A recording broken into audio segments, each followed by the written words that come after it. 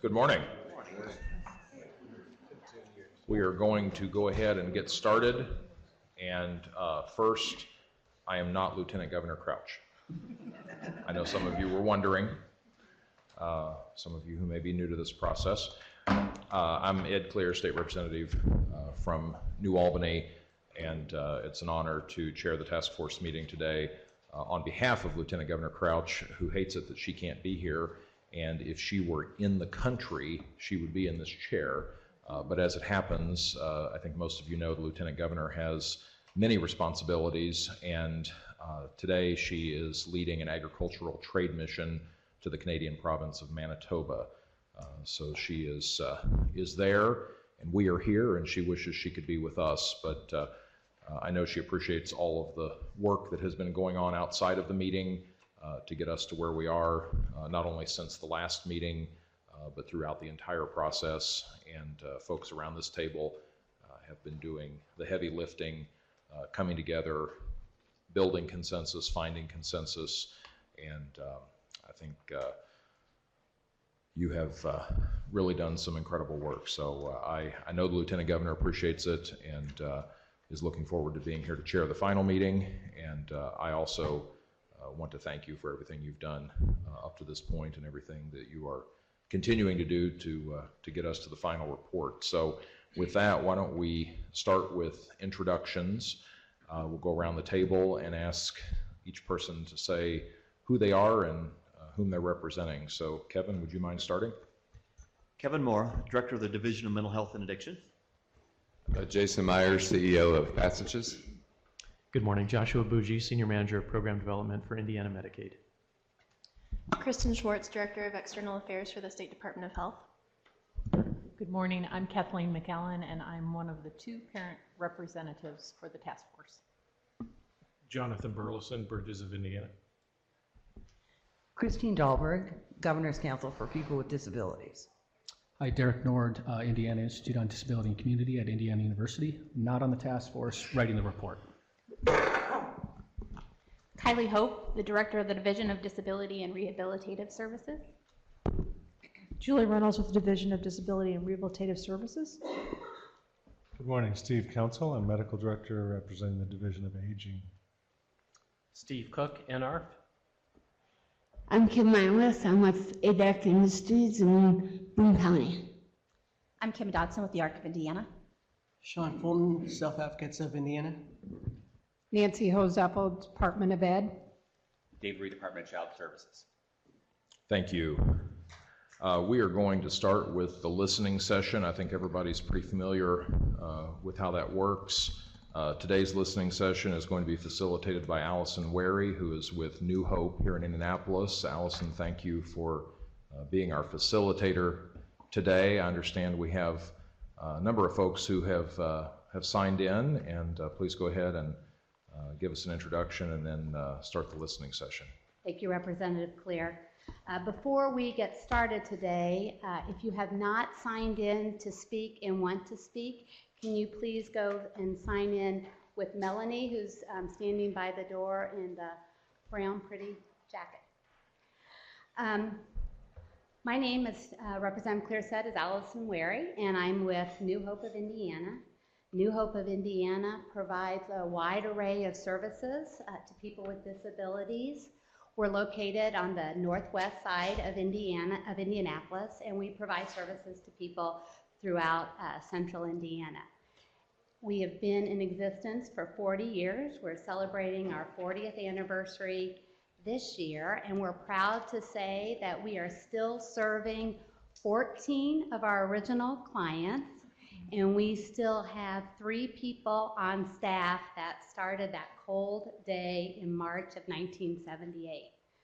New Hope was the first residential facility, private, that opened in Indianapolis in Indiana, and as Steve Cook said at your first task force meeting, we are also the first private facility to close in Indianapolis, but our offices are still located on the northwest side. We have a staff of about 440 people that make an impact every day, And we just want to thank the 1102 Task Force for doing this very important work, not only for the people that we serve, but the DSPs and the staff that are serving our clients, and also for those people who have been providing disability advocacy for years and years. So I know it's taken a lot of time, but we really appreciate it. So thank you very much. My first job is to welcome you and thank you, 1102 Task Force, for serving here today and to provide this little public service announcement. House Enrolled Act 1102 established a task force for assessment of services and supports for individuals with intellectual and other developmental disabilities. We will now begin a 50-minute listening session during which the public may offer comments to the task force. We have a sign-in sheet for those wishing to make public comment. As facilitator for this listening session, I will recognize people on a first-come, first-speak basis. I will ask people to please introduce themselves prior to speaking and keep their comments to 2 minutes, and it says, or less. In order to accommodate all those who wish to make public comment, I will ask you to conclude your comments after 2 minutes. So the first person that is on the list to comment today is Dan Allison. That wasn't a setup with.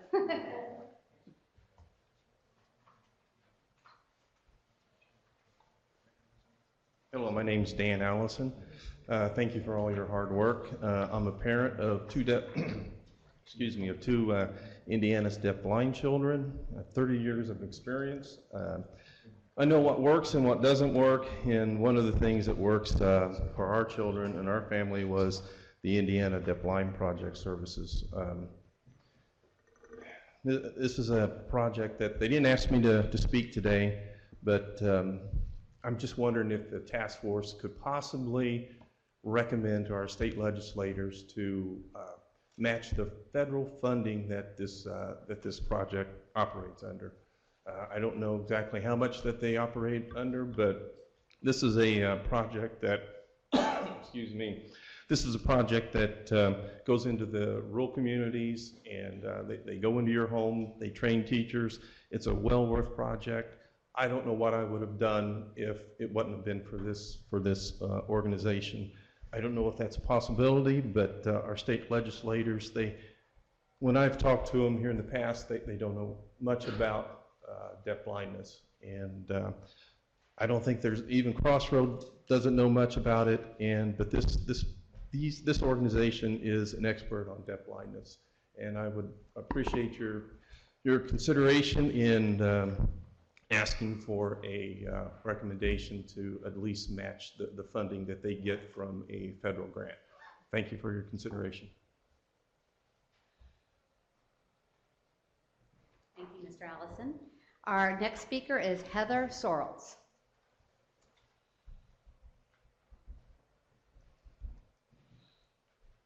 Hello, I'm Heather Sorrells. I'm a board member for INAPSI, which is a member organization that promotes and expands community employment outcomes of choice for all people with disabilities.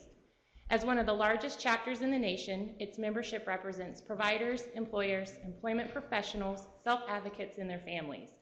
We have submitted written comments, but felt it was also essential to address the task force in person. Indiana's employment rate for individuals with disabilities is abysmally low at 34.9%. These outcomes remain unchanged and without a clear pathway forward despite Employment First legislation.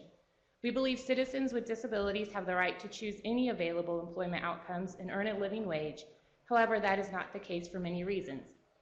INAPSI has identified several areas to address to improve outcomes and capitalize on the opportunity offered by the implementation of the task force. I'd like to discuss a few of the suggestions we have today, which include improving awareness, engaging businesses, evaluating policy and funding, and creating innovative transportation solutions. Some progress towards better outcomes for people who have disabilities could be made by launching a statewide marketing campaign to challenge perceptions about the capabilities of people with disabilities. Additionally, the public must be educated about the services available to job seekers and employers, moving people to meaningful work. Additionally, we asked the task force to consider developing a business leadership network to be a centralized source to leverage disability inclusion in the workplace and expand opportunities for people with disabilities. The state of Indiana must also align its systems and funding with its Employment First policy. This includes increased funding for pre-employment transition services for Hoosier youth. We also recommend standardized training for employment service professionals to ensure better practices. Finally, reliable transportation must be addressed as it is a tremendous barrier to employment, especially in rural areas and where mass transit is not available. The challenges seem great. However, we have a wonderful opportunity to make a difference through the work of this task force. NAPC is happy to offer its assistance in moving any of these initiatives forward. Thank you. Thank you, Ms. Sorrells. And Sean Fulton. My name is Sean Fulton, and I am treasurer of Self Advocates of Indiana. I am here to speak on behalf of Self Advocates of Indiana. SAI is a statewide organization, but run by and for self-advocates. Our goal is to empower people with disabilities and educate and advocate for equal rights, respect, inclusion in the community. We have 44 local self-advocate groups across the state of Indiana. We run by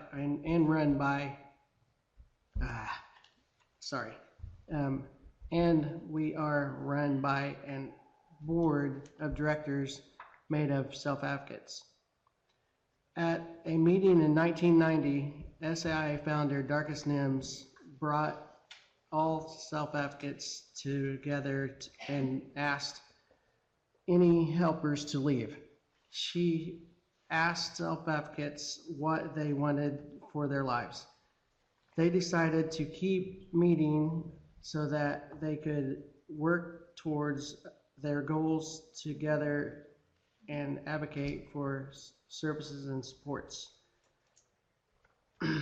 We have made a lot of improvements since 1990 to provide more independence and inclusion for people with disabilities. However, there are still a lot of barriers in our way.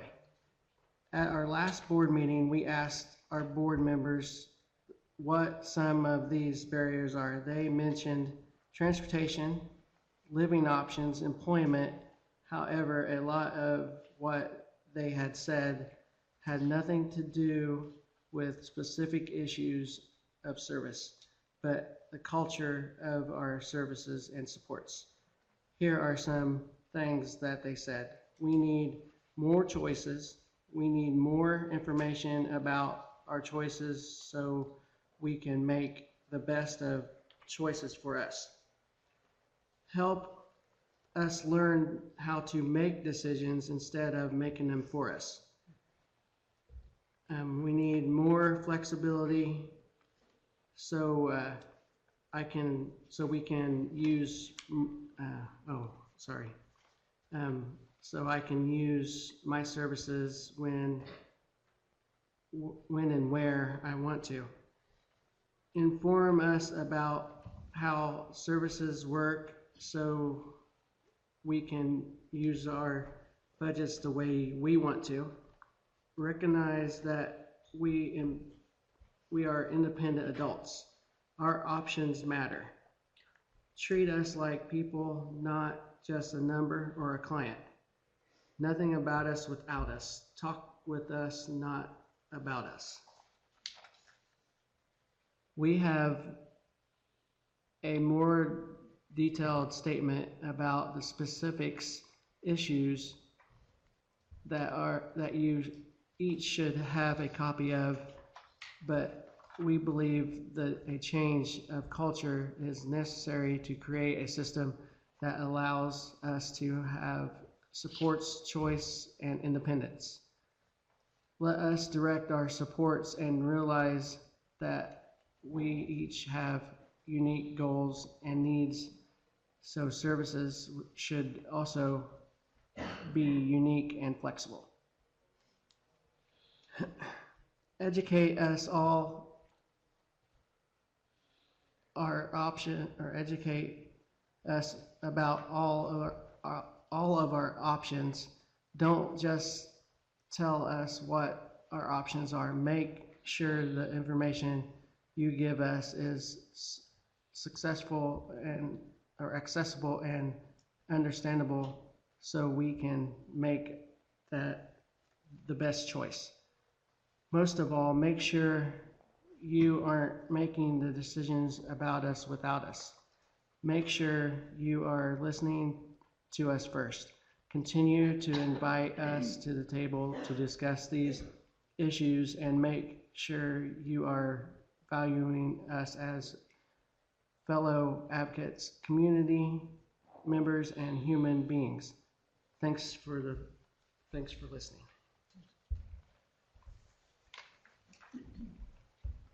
Thank you, Mr. Fulton. Our next speaker is Jennifer Greenlee.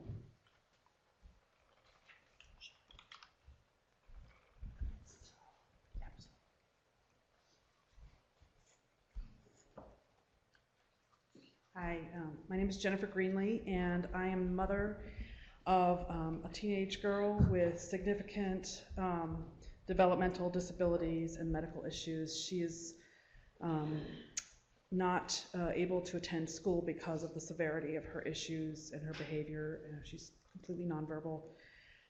Managing her care is very, very challenging. She's been on the Medicaid waiver for about 10 years, but only in the last few months have we had adequate staffing of our respite and PA hours. PA is prior authorization for when I'm at work. Having enough help these last few months has made it possible for her father and me to have the energy and patience to fully engage with her. I recently found out that respite compensation to companies that provide respite care is lower than the PA compensation, and so some companies will not provide respite care unless they also have PA hours that they provide, so that they can put the cost of the respite care under the umbrella of the increased amount of money that they get for the PA hours. What this means is when we didn't have PA hours, we did not have respite hours because nobody was able to staff us. Nobody was interested in staffing our hours. In addition, respite and PA staffing is difficult to fill because the pay rate is too low for such difficult work. It is very challenging to take care of my daughter, and we are very fortunate to have several very patient and kind people who are helping us with her now. But I know there are some people who do not qualify for nursing because of the level of health needs of their child. And I know that those attendant care workers get significantly less than a livable income from providing such vital care.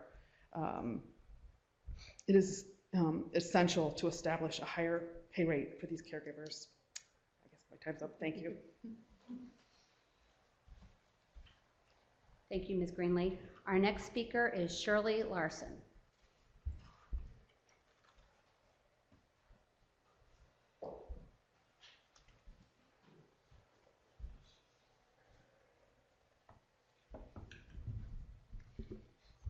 My name is Shirley Larson, and I'm the sister and guardian for my 65-year-old brother who is nonverbal. He has lived in a group home for the last 28 years in a home that we've been very blessed that the manager that is currently there has been with the company for 25 years. A couple of other staff members have been there for many years as well. I have not read your proposed report, but I understand that closing group homes is one thing that you may be considering. I would like to strongly urge you not to put the residents of group homes through the trauma of being broken up. They have a family. He has 7 other residents that are his brothers. We have the comfort level of knowing when one of the staff members leaves, there are going to be others that have been there for a long time that he's comfortable with. I served on the group home conversion task force that was developed by the FSSA back in 2013. One of the many things that was discussed was the fact that the group home has 8 residents, 3 staff members on duty at all times, 1 house to pay the expenses for. You break that group home up, then you have to provide separate residences for the members that are living in other situations and providing more staff members. I don't understand how that makes financial sense. You're providing expenses for more than one resident or more than one residence, and that didn't make financial sense then, and I don't know how it does now. And I'd like to make one last comment. Please consider how I tell a nonverbal brother how his home of 28 years is going to be pulled out from under him. Thank you. Thank you, Ms. Larson. Our next speaker today is Sean Rector.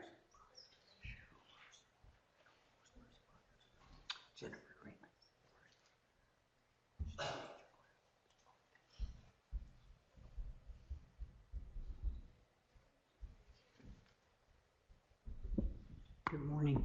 Thank you for having me come today and speak. I'm going to come and talk to you about a big issue which concerns most self-advocates. I'm Sean Rector. Self-advocates are concerned, I think, more or less about transportation, getting to place, such as me. I serve on the self-advocates board, and sometimes it's hard for me to make meetings because there's not enough staff to transport me back and forth. This concerns us because a lot of us sometimes miss meetings for this reason, because we can't get transportation back and forth to the meetings. Also, I will discuss hiring, increasing the DSP wages. I get services through Wabash Center in Lafayette, Indiana, and I've been in their program off and on for 30+ years. I've seen a revolving door there. Staff comes and goes because there's just not enough pay.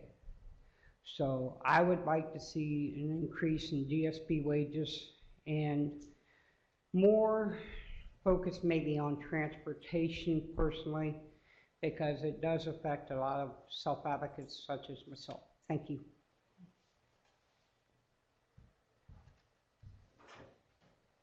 Thank you, Mr. Rector. Our next speaker is Megan Gumbel.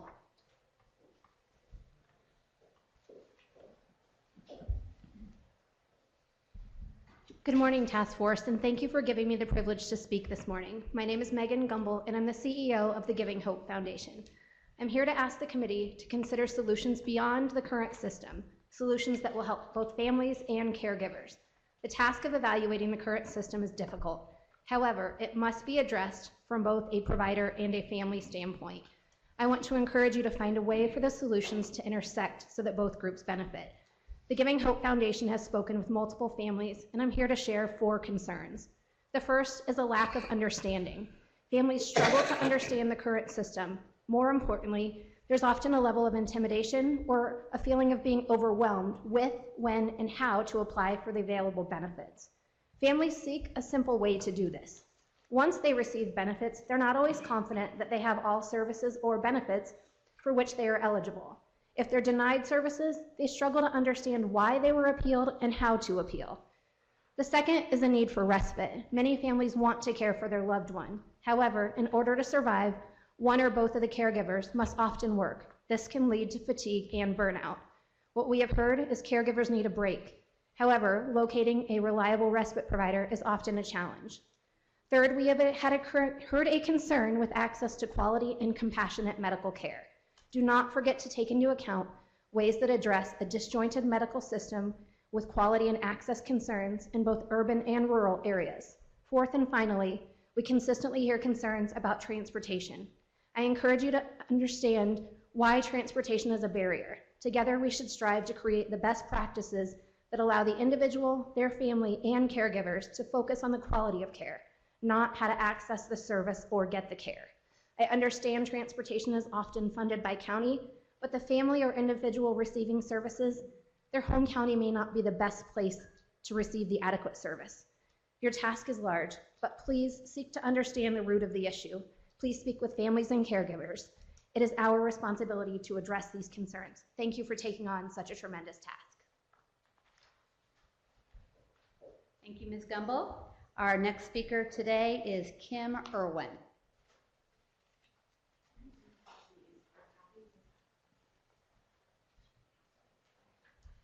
Good morning. My name is Kim Irwin. I'm the Executive Director of Health by Design. I will add my appreciation to the work that you're all doing with this task force. I have emailed and provided written testimony, but just want to offer a few highlights with these comments. They are consistent with others related to transit and transportation options for people with disabilities. Health by Design partners work at the intersection of the built environment and public health, and we are invested in 4 core areas: walking, biking, transit, and land use. Our mission is to collaborate across sectors and disciplines to ensure that Indiana communities have neighborhoods, public spaces, and transportation infrastructure that promote active living for all. Ensuring access, mobility, and safety for people with disabilities is a core aspect of the work that we do. Transportation access is an equity issue and a civil rights issue. For individuals with disabilities, accessible, reliable transportation is one of the most critical support and service components in being an active, productive member of a community and the workforce. Unfortunately, it is often undervalued. As such, we have 3 specific recommendations to the task force and are certainly happy to be involved in other conversations about things that will help to improve our transportation options throughout the state. Those recommendations, which are detailed more in the written testimony, include providing transportation-related opportunities that foster independence and control and empower people with disabilities, coordinating and collaborating across agencies and with organizations, public and private, as well as key stakeholders, around strategies to increase and improve accessible transportation infrastructure throughout the state, eliminating access barriers and implementing innovative transportation policies and programs across public and private systems that would increase employment, self-direction, and community integration.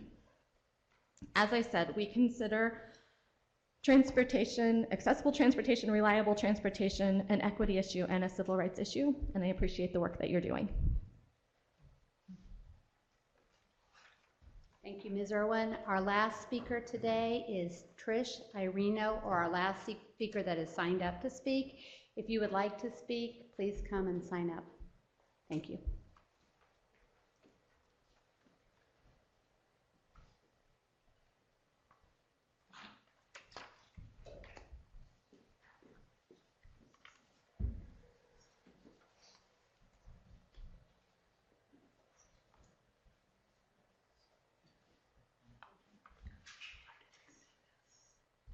Thank you so much for this opportunity. My sister is 52 years old. She was born with a developmental disability. I'm older than Cheryl, and I'm able to keep my job and keep working because of the services that we receive from Stone Belt in Bloomington. I'm also her guardian and her only remaining family member who can support her.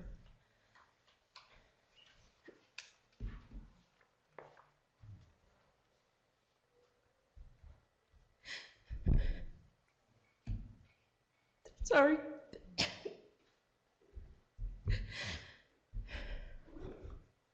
Our dad passed away in 2005, and in 2006, I took my job in Bloomington. My mom and Cheryl came with us. At age 40, Cheryl had never been on the Medicaid waiver or received any supports at all. She'd only been with our family, never in any program. My parents didn't understand the impact this would make in Cheryl's life in later years. For our move to Bloomington, we were fortunate to be able to build an addition to our house for Mom and Cheryl. I had to go through a city zoning process to be able to take care of my own family, and they had to do the zoning process again to bring in a roommate, which was required in order for Cheryl to receive additional staffing. Mom knew in '06 that we needed to change in order to help Cheryl prepare for the future, and I reached out to the state to complete the paperwork for waiver services. When I asked how long would we have to wait at that time, I was told, this was his exact words, well, it'll be 7 to 10 years, or if your mom turns 80 or dies. I appreciated his honesty, but it was definitely a reality check for me. We took small steps by enrolling Cheryl in Stone Belt program for 2 days a week and paying out of pocket. My mom did turn 80 and she passed away in 2016. With the supports from Stone Belt and Forward in Music Therapy, Cheryl has definitely blossomed into her own person and has gained so many experience with the help of others. There are many highlights and high points in Cheryl's life, and for our family, Stone Belt helped her discover that she's an artist and has sold artwork all over the town, and even has a piece of art displayed in someone's home in Amsterdam. She can now tell people she's an international artist. She has done volunteer work at the library, animal shelter, and she's been featured in a United Way campaign. Has had a wonderful job at IU Police Department for 5 years. She was also featured in an ARC documentary called Pathways to Employment, and our local paper also did an article regarding Cheryl's employment. As in life, there are also lows. In 2015, a new and inexperienced staff member left Cheryl out of sight in a store. Cheryl left the store in search of staff. She crossed back and forth in a street, one of the busiest streets in Bloomington, looking for staff or to find home. It was a miracle she wasn't hit by a car. Police located her. She developed an extreme distrust of any new staff from that point forward. Stone Belt has spent a tremendous amount of time, especially in the last year and a half, developing a special training process for their new hires so that they interact with Cheryl before they actually come into the apartment setting. We had to choose between support for her community job when she was going through extreme anxiety or staffing in the home. We had to choose staffing, and Cheryl no longer has a community job. In 2017, her depression and anxiety was an all-time high, and we definitely had to increase medications with constant changes in her environment. Cheryl is fortunate to have the full waiver, but we still have tough choices to make. There are certain services that we would love her to receive, but it's not always possible to pay those out of pocket. We have to wonder, will we ever have the budget to help her find a community job again? Finding a good roommate match is always about the budget. It has to be, because it has to deal with algo levels that are assigned to the client by the state. And to get the most dollars, and because of the algo, you have to take people and match people that usually have really high behaviors, and those high behaviors is what causes my sister to have extreme anxiety. As you determine what changes are needed, please consider the 80-year-old parent rule is just outdated. It has got to change.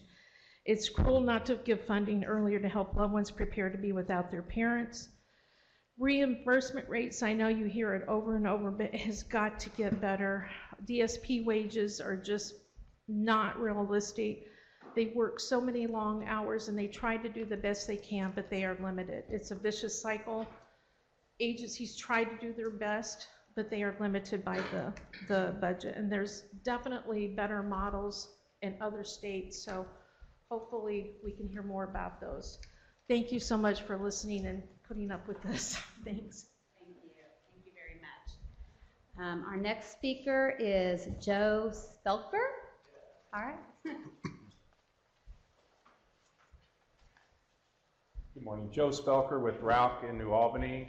Just wanted to take this opportunity to thank you all again for all your efforts to improve the quality of life and supports for individuals with developmental disabilities in the state.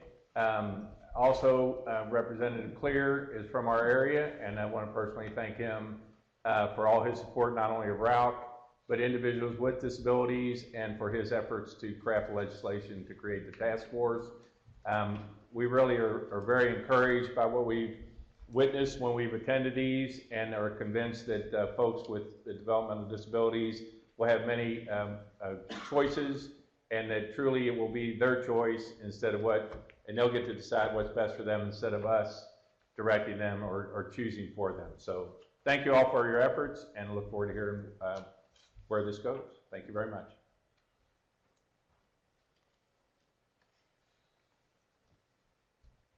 Thank you.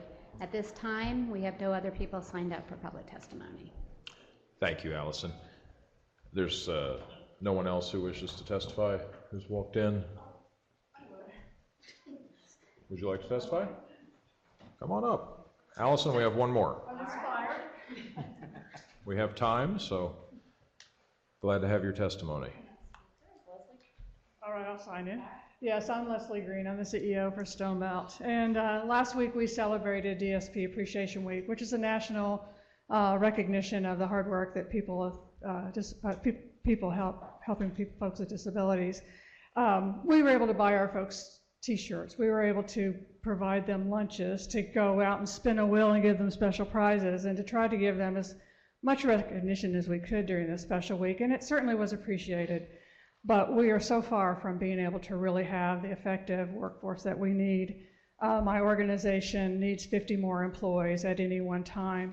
We have people wanting our services who we cannot provide services to because we don't have the staff to do it. So people have to wait, or they have to miss out on respite and all the other things that would help them have a better life, would help them stay at home longer, or would help them have a more full life at the home that they're in.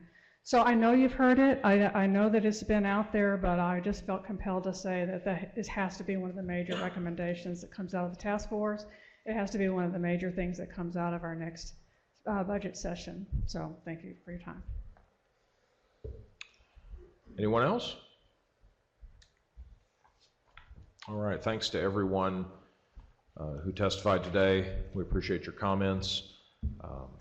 Allison, thank you for facilitating. I would like to draw the task force members' attention to something that's in your packet. There's a set of papers labeled Public Comments Received 8/29/18 to 9/12/18, and it has two sets of comments that were emailed to staff. The first one is from Tony Euler with ROUC, Joe's colleague. It looks like he provided 2 articles.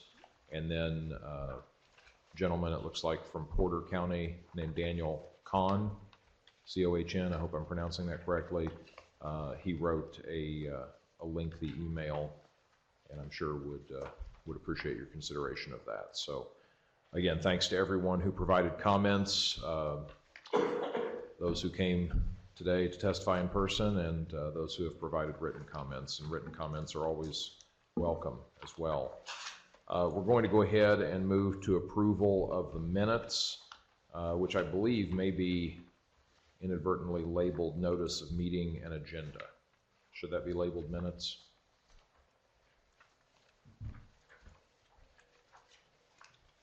Anybody? Okay. Yeah, so I think what you have in front of you that says Intellectual and Developmental Disabilities Task Force at the top of the page, and then right underneath that it says notice of meeting and agenda. I assume it should say minutes, so hopefully we can get that corrected. But are there any comments or corrections on the minutes? This is from the August 28th meeting. Motion to approve. We have a motion to approve the minutes. Is there a second? Second. We have a second. Thank you, Kim. Any discussion? All those in favor of approving the minutes, say aye. Aye. Anyone opposed to approving the minutes, say aye. The minutes are approved. We were scheduled for a break, but we're actually running ahead of schedule, so why don't we hold off on the break for a few minutes, if that's okay with the members. We'll go ahead and move into review of recommendations that were held from the August meeting. And one thing I want to mention, I've watched what goes on here, and there's a lot of great discussion, but and I've been involved with these issues, as I think most of you know, but sometimes I get confused because you guys really know your stuff and you use a lot of acronyms. So sometimes I get confused by the acronyms, and I'm sure there are folks out in the public and watching online who get confused as well. So I would ask everyone to try to minimize the use of acronyms and just slow down and make sure that everyone, including folks who are watching online, knows what you're talking about, because we're getting down to the final part of this, and I want to make sure everyone is able to keep up with the discussion and be included. So with that, we will jump into, I believe, Kylie, you have the first recommendation that was held. This is regarding supported decision making. This is recommendation number 1. Would you like to go ahead and present that? Yes. This is about supported decision making, and this came out of the August 28th meeting. By consensus, we agreed that I would write this up and submit it for formalized it to have it be formal in the report. It states Indiana should encourage efforts to increase the use of supported decision making and other alternatives to guardianship. Is there discussion of the recommendation? Any comments, questions? I think you've followed a consensus model on the recommendations previously, so rather than ask for a motion, I'm simply going to ask whether we have consensus on recommendation number 1 regarding supported decision making. Is there any other discussion, or do we have consensus on that recommendation? Consensus. All right. Then recommendation number 1 is adopted, and we will move to recommendation number 2. And let's see, Kylie, I believe you also have recommendation number 2. This is Ability Indiana Opportunities for Employing Hoosiers with Disabilities. Yes, so at our August 28th meeting, there was discussion about trying to incorporate employer incentives of hiring individuals with disabilities. And so the recommendation is as such: Indiana shall explore and expand workforce initiatives to help employers in hiring individuals with disabilities to create an inclusive workforce, which may include access to tax incentives, recruitment and retention strategies, training resources, etc. I have a question. What exists now? I'm not. What exists currently? Are there any incentives? So there are some workforce opportunity tax credits. There are some strategies, both federal resources that employers can utilize. I think Indiana can do a better job of exploring what those are, or bringing forth employer resources and training, and sometimes just legal kind of barriers that they feel or maybe have misperceptions of. So I think those are the areas from our discussion of August 28th, was to try and put some focus, not just on the disability side of employing people, but also acknowledging as a community, as a state, local, that we make sure that employers, because we definitely have employers interested, sometimes they just need some resources or ideas of how to continue to explore those opportunities. Yeah, that's really helpful. And currently, is it a federal match type of arrangement now? And then my follow-up question to that would be, do we know of other states that are doing this piece well? Yeah, so there's not a specific line item with respect to any of the disability programs within the Division of Disability and Rehabilitative Services. The Workforce Innovation Opportunity Act, the federal Workforce Act does have goals, if you will, focused on workforce engagement opportunities, but there isn't specific dollars tied to that. To be fair, I think there definitely are other states that have done some creative ideas. There's some things that I think even the continued partnership with the Department of Workforce Development as Indiana and vocational rehabilitation moves forward. I do think we have, a resource with IIDC, Indiana Institute of Disability and Community.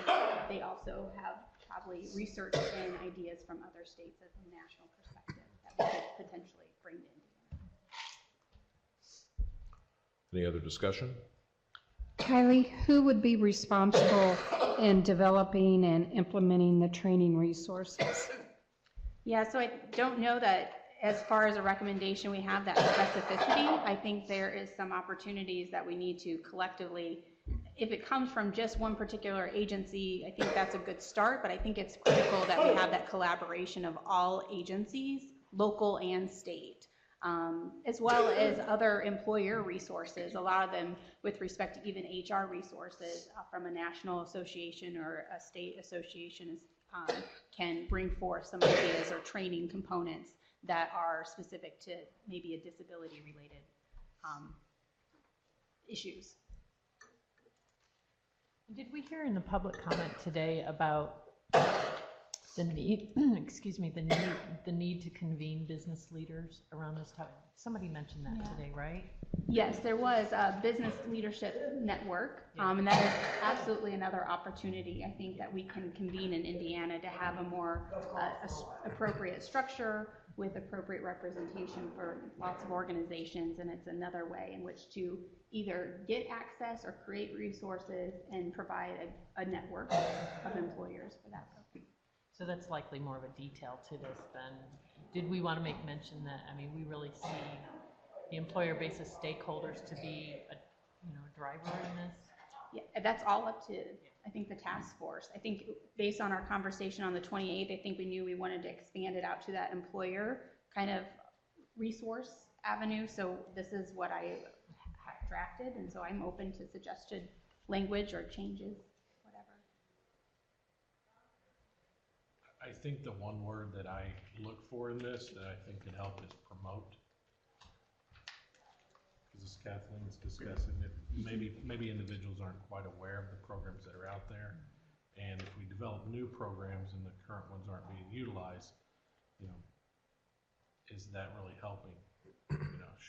We should promote the old and the new to make sure the access points are there and utilized well.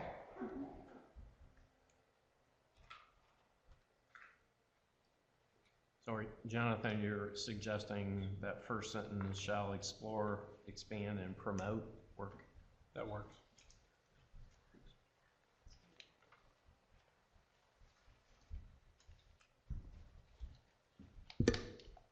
Are there any other comments or suggestions? I just want to comment that maybe under the idea of promotion, there could be some community education of what more of this population joining the workforce would look like, what some of the benefits to employers could be. Perhaps that could be of some benefit to Indiana. Other comments?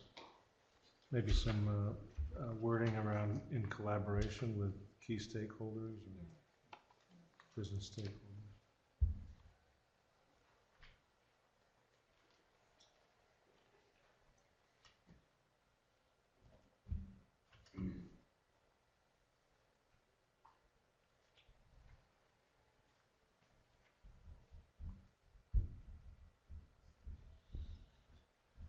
Any thoughts on that?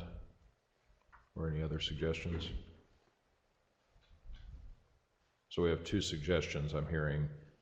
One is to add the word promote in the first sentence, and then the second would be to say in collaboration with stakeholders. Where is that being added? Well, if you were going to add it, I would suggest putting it at the beginning, saying in collaboration with stakeholders, comma, Indiana shall explore, comma, expand, and promote workforce initiatives, and then everything else would remain the same. unless someone has a different idea.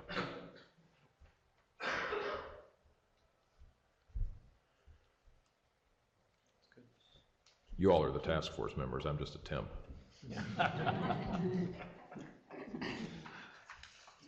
We're going to pause for just a moment, make sure everyone's on the same page here, so take all the time you need.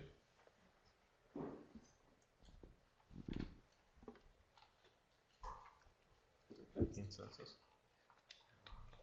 I suggest we take it by consensus. Yeah, I want to wait a moment just to make sure that everyone has a chance to review what has been proposed. Would it be helpful for me to reread? I'll reread it. In collaboration with key stakeholders, Indiana shall explore, expand, and promote workforce initiatives to help employers in hiring individuals with disabilities to create an inclusive workforce, which may include access to tax incentives, recruitment and retention strategies, and training resources, etc. And we had a slight change there because I didn't include the word key, and again, it's up to you as the task force members, but I guess someone would have to define key, so it might be better just to refer to stakeholders. Any thoughts on that? I'm happy to take out key in collaboration with stakeholders. So the proposed language is in collaboration with stakeholders, comma, Indiana shall explore, comma, expand, and promote workforce initiatives, and then it continues as presented.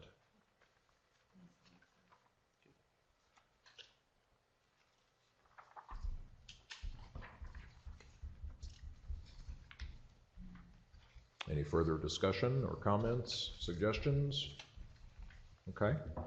Can we take the recommendation as amended by consensus? Yes.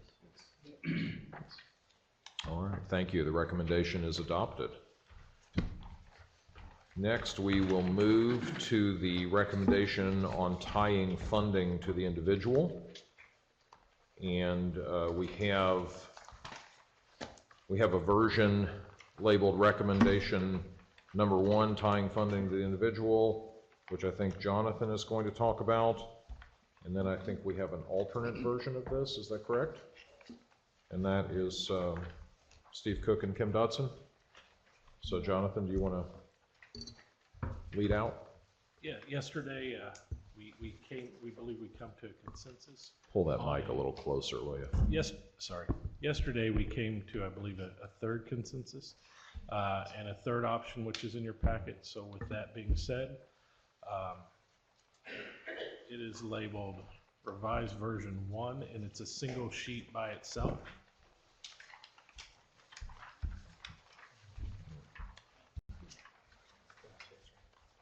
So with that, I'm going to withdraw my recommendation.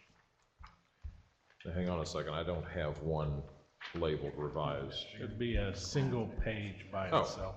There you go. There we go. Okay, so this at the top says Intellectual and Developmental Disabilities Task Force, and the second line says white paper title / subject tying funding to the individual. So that's correct. Recommendation revised version 1 is the new recommendation. I'm just withdrawing mine for now. Okay, so what you're withdrawing is the one that was labeled tying funding to the individual. Recommendation author. number 1, tying funding to the individual. Yes, with Okay. me as the author. Okay. I think we have 2 recommendation number 1s. Yes, the other one's labeled alternative, I believe, and the first one has you as the author, and the other one has the ARC of Indiana and NARF as the author. So, Steve and Kim, would you like to address the alternative recommendation? Yes, and similar to what Jonathan talked about, the ARC and NARF would also like to withdraw alternative recommendation number 1 and would encourage the task force to consider recommendation revised version 1. And I believe Kim is prepared to discuss that. Please. Well, thank you. I think everybody knows we've had a lot of conversation around community settings and living settings for people with disabilities across our state. And it was an area that I think we felt very strongly, I know I felt very strongly, that we needed to come to consensus, because as everybody was talking, I think we were agreeing more than disagreeing. And so I think those of us who felt very strongly, and I most certainly include Self-Advocates of Indiana with us, is that we really did want to come to a consensus on our recommendations, and was very glad that we brought everybody together yesterday and was able to do so. So thank you to NR, thank you to Kylie and Julie, thank you to Jonathan for being willing to labor over this for many months to get us to the point that we got to yesterday. So the revised recommendation is something that all of us got together with yesterday and talked about. And I wasn't going to read it to you verbatim. I know you just got it this morning, but did want to kind of touch on the highlights of, we did see data presented to us that did see a trend in the use of institutional settings. And so we think because of the historical trend of the reduction of the use of those institutional settings, and really listening to self-advocates of wanting settings that are driving independence, that provides them informed choice, that gives them as much flexibility as possible, we do believe a group of stakeholders needs to come together and to dive into information further.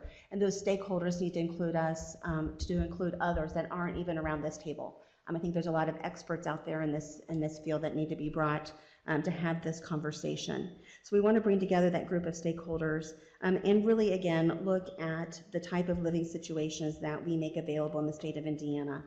Really want to look at the needs that exist for people who need to live in structured environments or perhaps not as structured environments. We want to make sure that we are being as free of institutional biases as we can be.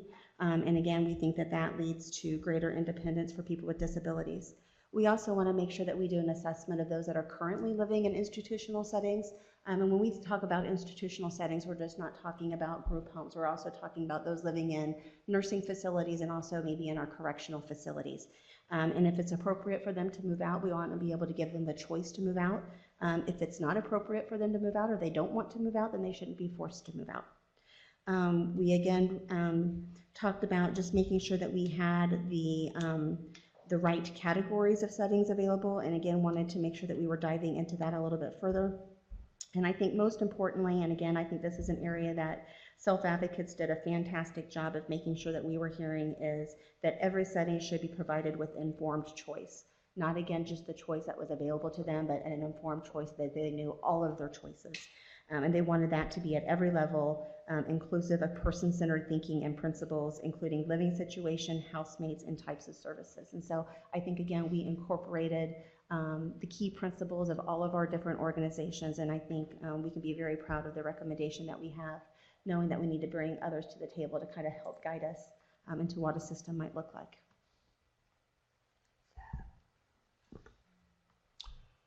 Thank you. Any other discussion on this revised recommendation? I know the Lieutenant Governor has encouraged the task force members to come together and find consensus, and I think this is a great example of what I referred to earlier when I said there was a lot of work going on behind the scenes. You all come here and make it seem really easy, but I know this revised recommendation is the result of many hours of discussion and collaboration among a number of members of the task force with input from other stakeholders. So thank you all for your work on this. Any other comments or discussion on the proposed revised recommendation, revised version 1? Really, oh, I'm sorry. No, go ahead. Thank you, Sean. Really more of a question. One of our individuals who testified this morning, which was very touching, the sister of that was here to share, referred to a 2013 task force around, specifically around group homes. So it seems like that would be data and information that this group would pull in, but are you aware of any other task force on the different parts of the living continuum that have been recent in the last 5-6 years even? Yeah, I don't know if you guys want to address it. I mean, there's You guys are looking. Yeah, I think there was, the 2013 was really looking at converting group homes into, all into waiver homes. And there was a decision made that that was probably not the best choice to make for the individuals we support. We have had, just within DDRS with some providers, we have different meetings around group homes or around ICFs just to really, for the stakeholders and the people that are providing the services to provide us with feedback and input on how we can do things differently and do things better. So I think there's been good information that's come out of that. We've actually done internally some changes to some of the procedures we do to kind of make things work better. So I think definitely when you talk about putting together a group of stakeholders, it's imperative we have some of those people that are actually doing the work and how that's working. And I think too, hearing you speak today I appreciate you coming and saying the things you said, but also making sure we involve families in that conversation. I think the last thing any of us want to do is scare families or fearmonger or anything like that. I think what we want to do is figure out what are the best ways we can support people in all aspects. And I mean, that's what we really want to do. So I think there's lots of places I think we can draw information and draw people with a lot of knowledge and a lot of skills and thoughts on how we can do this better. I think that 2013 discussion was even the subject of some legislation. I remember there being some legislative discussion around group homes. Maybe it was in response to that task force. I don't recall the details. Do you, Steve? As I recall, it had to do with folks that wanted to do voluntary conversion, and it enables a setting that has more than 4 people, which is the current legislation, to temporarily have more than 4. Yeah, so, I just remember there being a legislative discussion. So Kathleen, thanks for reminding us of that prior discussion. Sean, I think you had something you wanted to say. Yeah, I just wanted to say that going forward, just remember that there's Sean, could you pull your microphone a little closer? I want to make sure everybody on the internet can hear what you have to say. I thought since I had a big enough mouth, everybody could hear me. Well, everybody around the table can hear you, but we want to make sure the whole world can hear you. Okay, just remember that all this is for informed choice, not, just to just be on paper. Just remember, always informed choice. Great point, thank you.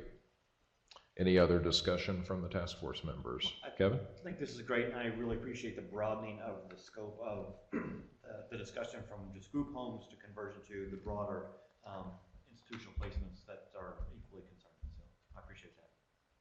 Just one last question. Sure. Didn't on some of the other recommendations we put a time frame on it? And I would hate for us to study this for the next 9 years. So is that appropriate for us to put some sort of parameters in terms of expectations of report out from this subgroup? I think that's a great point.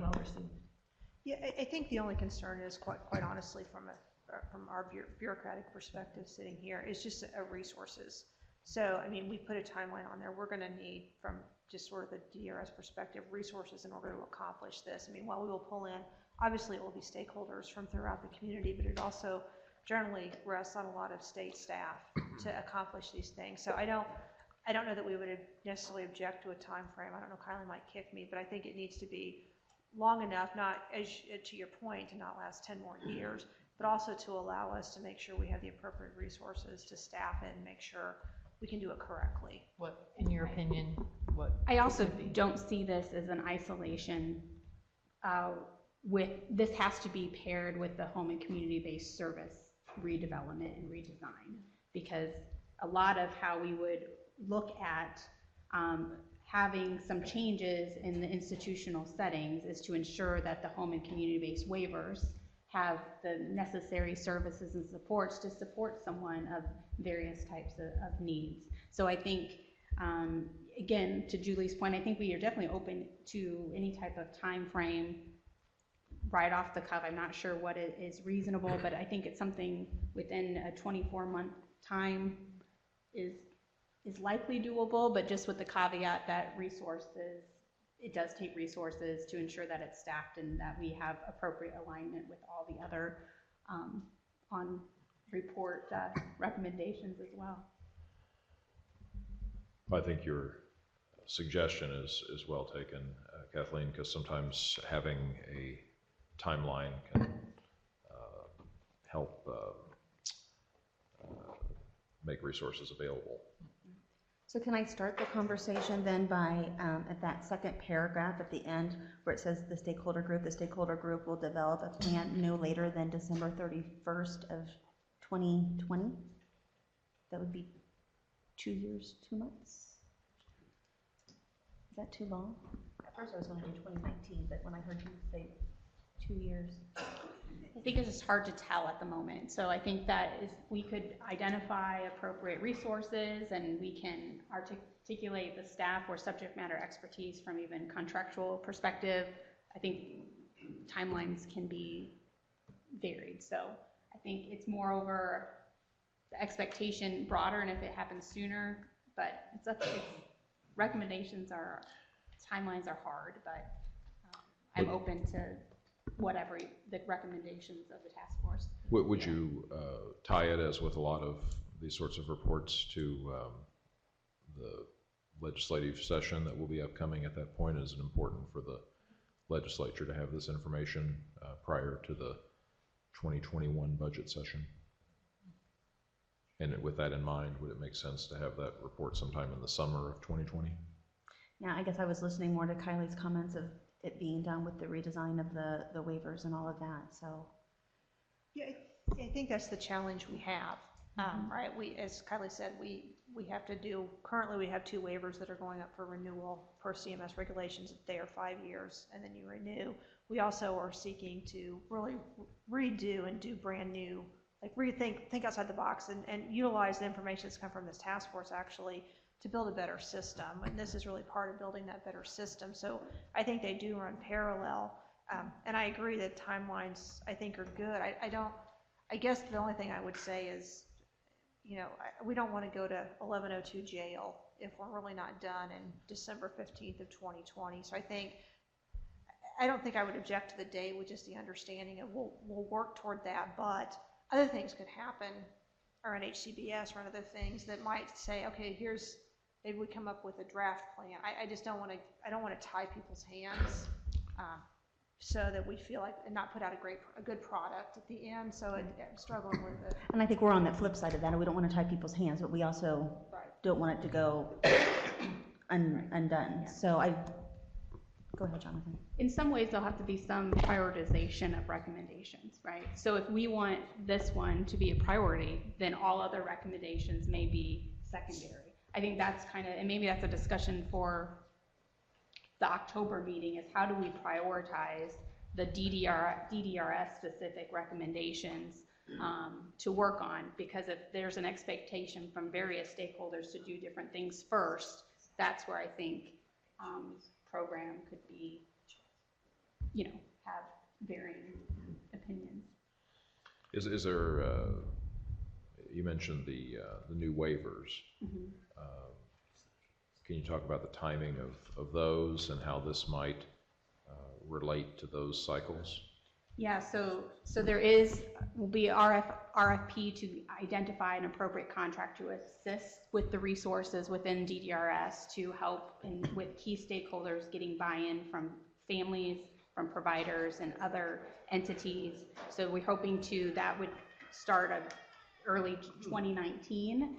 And from there, we're looking probably 2 years to get that redesign really fully implemented. And I also look at Josh as the Medicaid guru of ensuring that we have appropriate approval, public comment, and those CMS required pieces. So I have a comment. As part of the task force, one of the things I think everyone wants to see is for our recommendations to see the light of day and to come to fruition. As Kylie and Julie have stated, they have limited resources on everything. I was going to wait a little bit longer until the report, but I'll use it right now. As part of the task force, we should make a recommendation to provide additional supports with the help of our chair today, might be able to find those resources that you need, whether it's freeing you up to get subcontractors, employees, fiscal resources, so that you can do your day-to-day work, which doesn't go away. All the people that we're supporting and working for are still there, still doing everything every day, while at the same time, we're trying to build this new system and make these adjustments. And so I do sympathize with you and understand how it's very difficult to do two things at once. So I would encourage this task force to figure out a way to recommend additional resources towards the agencies that are requiring, or that we're asking to take on these additional burdens that quite frankly weren't budgeted, weren't scheduled, or prepared for. Thank you, Jonathan. You know, obviously there will be a need to establish priorities, but you know, I guess everything's a priority. So one of the things I was going to bring up later that I'll go ahead and mention, and we can come back to it after the break in future discussion. I think this is even mentioned in the draft plan. There's a reference to this being a 10-year process or a 10-year plan or something like that. And I know the Lieutenant Governor has made reference a couple of times to a 10-year time frame, but I want to make sure that there's not an expectation that's being created that it's okay to wait 10 years for some of these things to happen. I think too often, you know, smart, informed people come together in groups such as this, and task forces and commissions and all sorts of other groups, and they do a lot of great work, and there aren't timelines and there aren't specific expectations for implementation, and the report goes on the shelf and the legislature moves on, and things that should have happened or could have happened don't happen. So again, I'm not a member of the task force, but having authored the legislation, I can assure you it was never my intent that this be stretched out over 10 years. There may be things that don't see their full and final implementation for 10 years, but I would hope that there is a whole lot happening in the next year or two, and really in the next few months, looking toward the 2019 budget session. I think the time is now. So again, Jonathan, thanks for those comments and all of the others. I guess if you wanted to add a date here, then again, the right place for it might be before the sentence, or to start the sentence that says the stakeholder group will develop a plan to. You know, what about by July 1, 2020? Steve, you look like you have a thought. Well, I'm going to concur with Kim, and I understand the legislative, but this is a pretty big undertaking by the time we talk about state-operated facilities and the waiver redesign. And I would agree that it should be a target of December, recognizing, as Kylie and Julie have pointed out, that it's important to have a target, but it's important it matches up with these other activities. So I would concur with Kim. I like the December 31 date. So this is a pretty monumental undertaking. December 31 of 2020. Yes. Okay. Any other thoughts on that? So I'm sorry, go ahead. Just Derek. in response to a conversation we had on Wednesday with Representative related to choice, the report, Why don't we deal with I'm sorry. the date first? So Yeah. any other discussion about the proposal of December 31, 2020 as a date? So the language would read, and I'm looking at the paragraph that begins, the review will include a group of stakeholders. The last sentence in that paragraph would say, by December 31, 2020, lowercase the stakeholder group will develop, and then continue the way it's written. Is that where we are? I would just add no later than. Instead of by? Yes, because I don't want to set the expectation on just waiting until, I mean, Sure. if it's moving, again, I would add, and likely this isn't, we need to address this continue, but I think we would be negligent as a task force not to ask for additional funds. Because what can they say except no? So we have to, I feel obligated to ask for additional resources, because certainly can acknowledge that you all have limited resources to get this work done. Okay. So the proposal, again, we're looking at the sentence that currently starts, with the stakeholder group. It would be changed to say no later than December 31, 2020, the stakeholder group, the being lowercase. Kathleen, is that right? That is correct. Okay. Any comments or discussion on that change? Okay, so maybe just a comment to Kylie's point that maybe it makes sense to look at all the recommendations and maybe prioritize them. This recommendation specifically, I didn't hear as much public comment about. What I heard more was transportation, rates for direct care staff, those sorts of issues. And I just wonder if maybe we should take a step back and look at maybe all the recommendations for prioritizing and maybe consider a date for this based on the larger picture. That's just my one hesitation, that this might get more priority than some other things that public comment has addressed. well, I know this recommendation obviously is, we're looking at, I think the fourth version for just this meeting, obviously received a lot of discussion and is something that a lot of stakeholders are concerned about coming from various perspectives. I would say yes. I think we saw a lot of written comment and a lot of public comment about group homes and other living environments. So I think that we should consider the recommendation with the addition of the date. And then I think Kylie is correct. I think at a next meeting we need to talk about all of the recommendations and how we help prioritize those. Okay, any other comments? I also want to point out to Josh that it's not that it deprioritizes anything. I think number one really sets the tone for some of these bolt-on strategies such as transportation, shared living, self-directed care, because it, as Kylie had said, it kind of lays the groundwork. This is more of a foundation setting. Anybody else? Okay, so we're gonna, hang on just a second, Derek, we're gonna go with what I read, or this will be part of the recommendation that you will consider here in a moment. No later than December 31, 2020, the stakeholder group will develop a plan to, and then continue the way it's presented. Derek, I think you wanted to talk about something that was raised the other day in terms of the statutory right of the report. Mandate. Within the report, there's statutory language in there about addressing the choice program.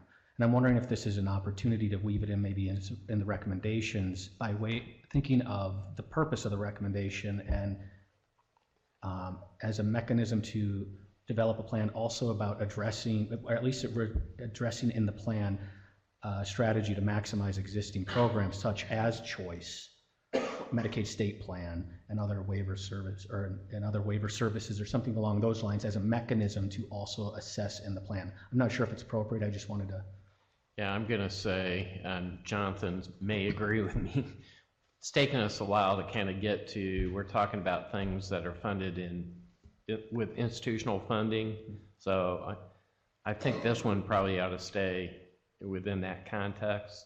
I do think we need to know more about folks with intellectual disabilities on the A&D waiver and people get services through the choice program. I don't personally think it belongs here, but I agree, Steve. I think this revolves more around institutional funding, and choice is really not that at all.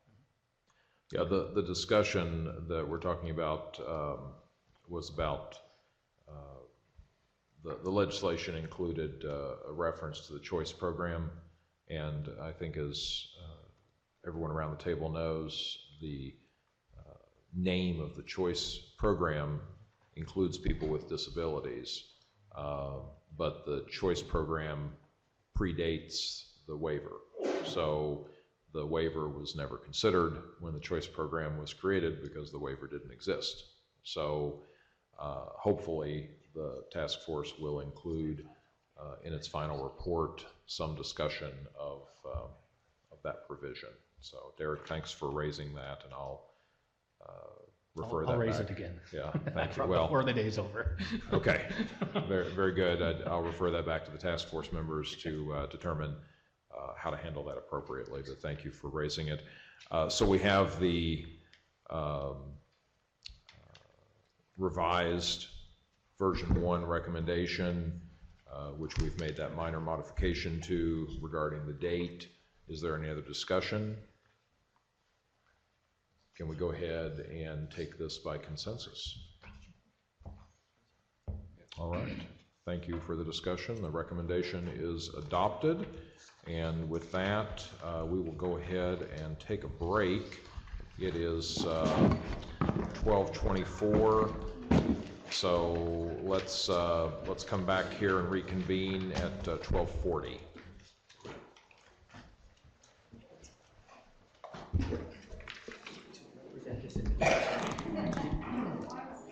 I wonder if it's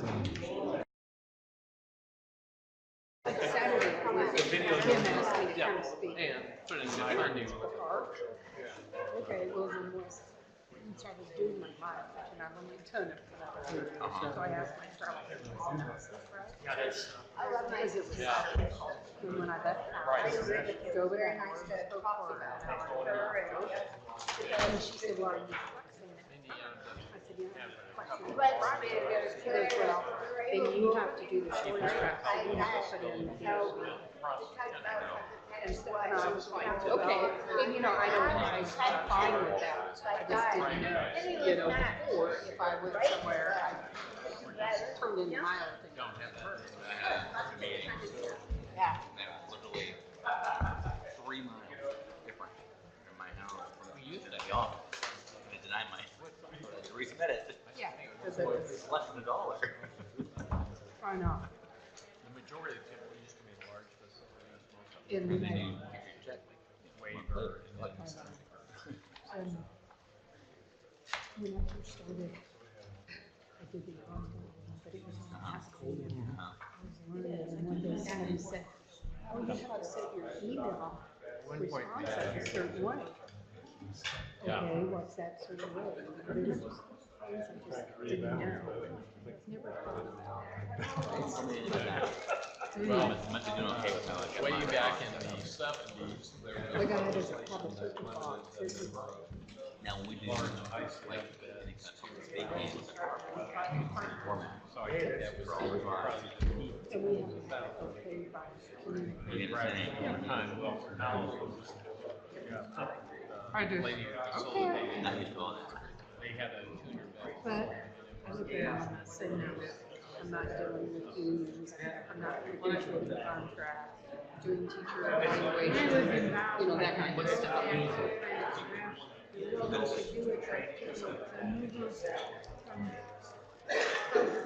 Actually, that's true. Counseling center for charter hospitals. Yeah. Remember charter? So they opened a counseling center in Bloomington and one in Green Castle. Yeah. I love Bloomington, it's much more expensive.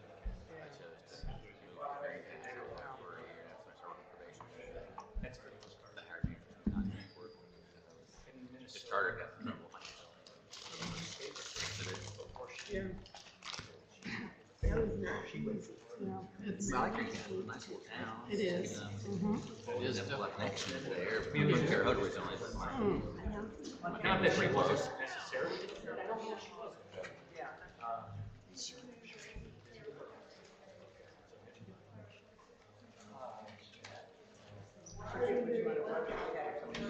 The name of the street for my office. Right downtown. I don't like that. Was in my apartment was like G Street.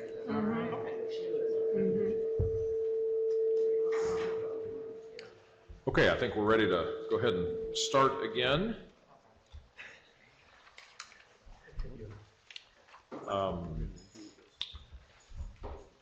want to remind everybody, I see everybody's microphones are up in the air because we're eating, so awkward, but we'll continue to eat while we proceed with the meeting.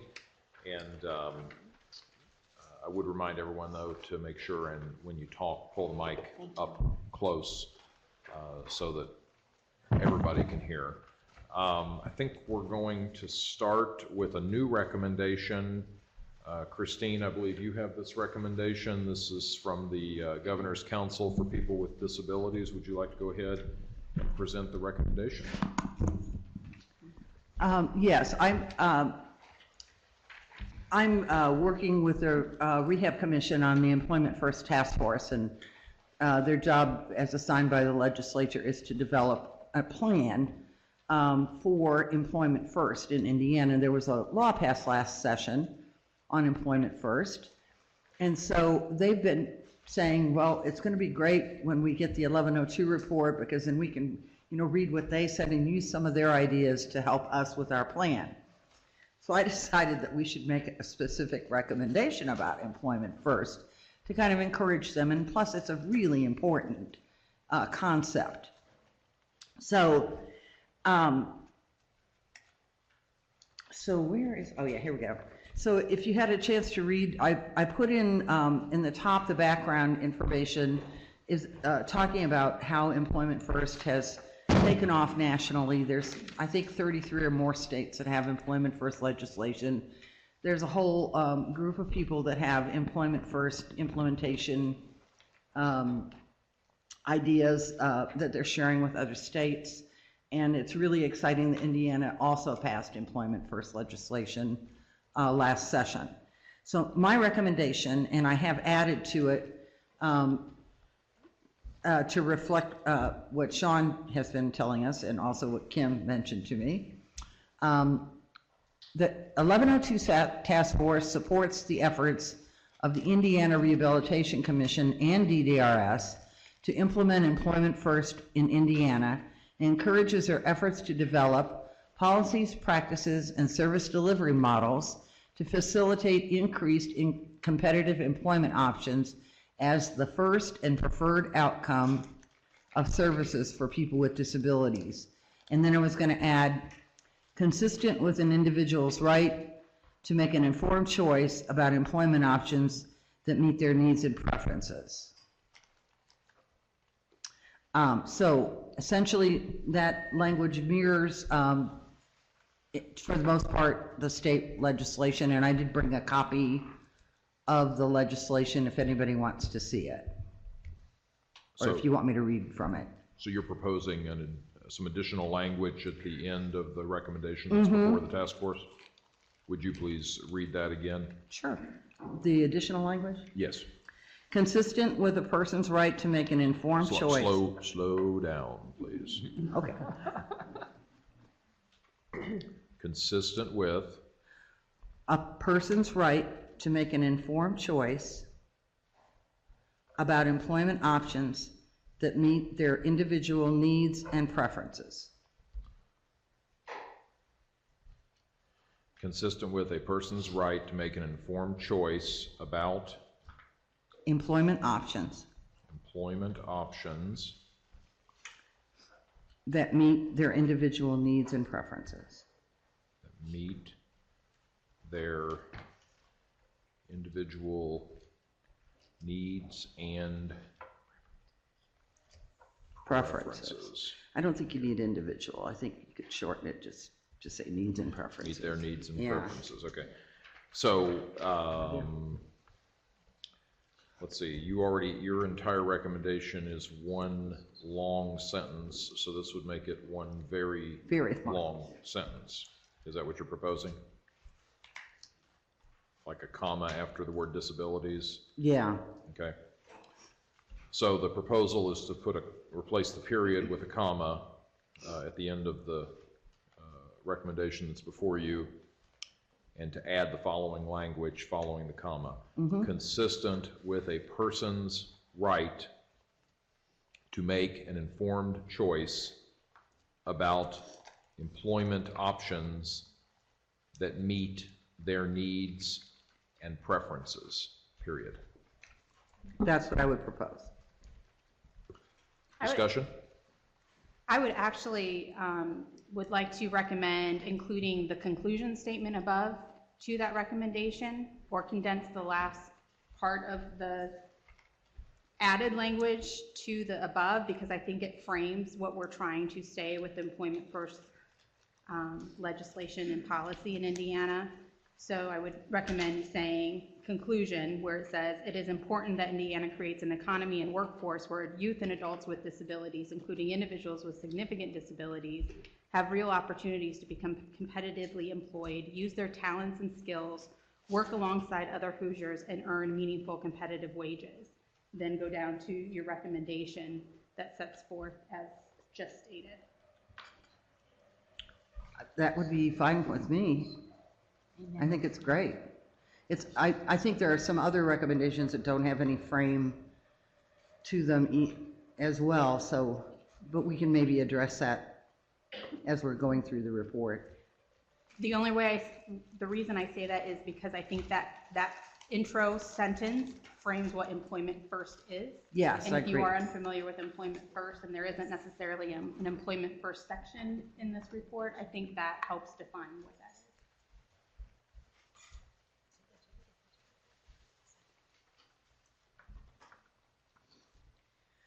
So then, given what Kylie's saying, we would start with, it's important that Indiana creates an economy, and then go on to the recommendation as previously stated.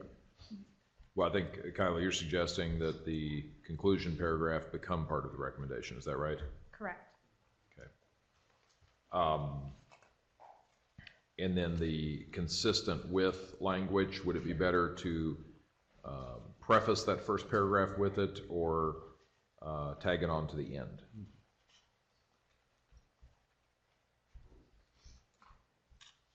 Thoughts? I think I'm open to that. I think you might want to preface the paragraph with it. I see some heads nodding, or maybe that's just chewing. I'm kidding. So we would start with, right now the paragraph that's labeled conclusion would become part of the recommendation, and it would be prefaced by saying, consistent with person's right to make an informed choice about employment options that meet their needs and preferences, comma, it is important that Indiana creates an economy and workforce, et cetera, continuing with existing language. And then the second paragraph of the recommendation would be as printed now as the recommendation. Is that the proposal?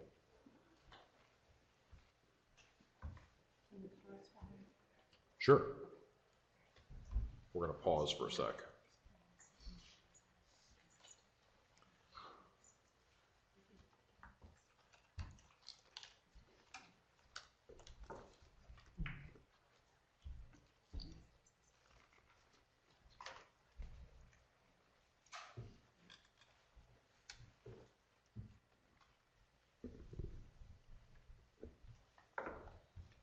Okay, any other discussion or questions about the Steve?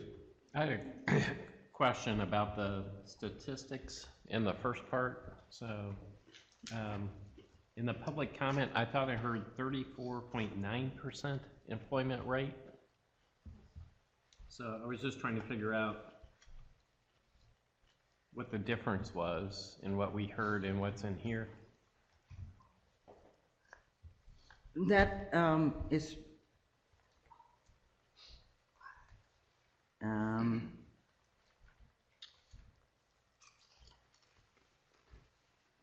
that's based on the American Community Survey and a report that they cited from the Institute on, by Indiana to the Institute on Community Inclusion. So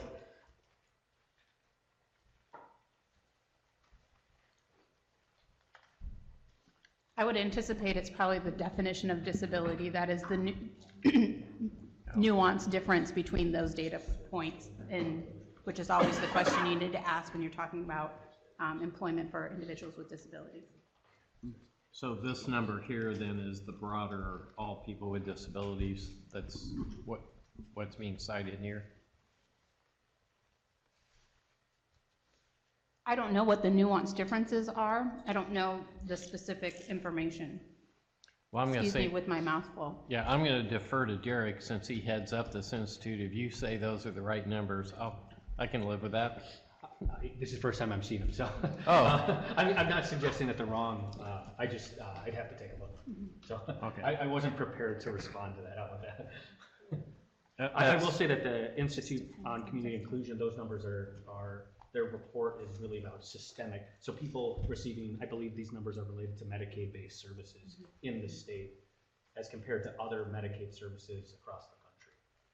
So, which is different from the census numbers, or Census Bureau's numbers, which are estimated population estimates of people with disabilities. I'm not sure exactly the number here, if that's cognitive disability as defined by the census, or if it's, which is a broader, different definition than intellectual developmental, or if it's disability in general. I'm not entirely sure there.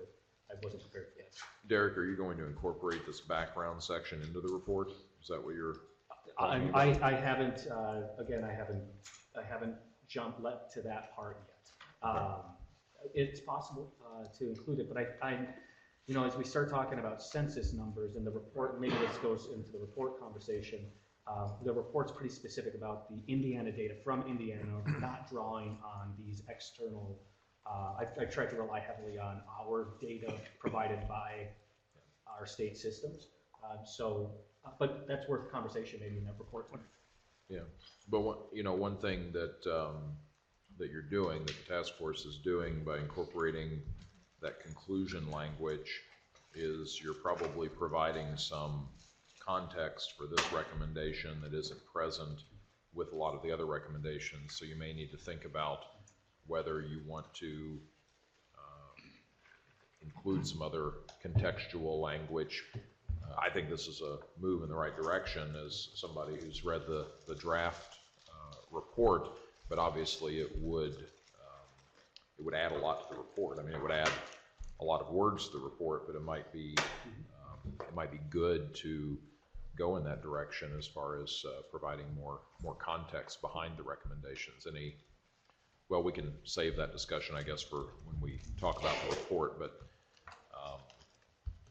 so we have the modified recommendation or the amended recommendation.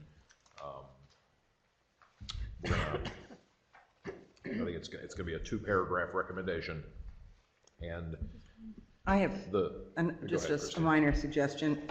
I'd really rather put the consistent with language at the end of the conclusion section. I think it's important to include, but the first part is more about, you know, the big picture, and then we get it down to the individual choice part. So I'd rather, if we could put the consistent with an individual's right after meaningful competitive wages, I think that would be a better placement to me.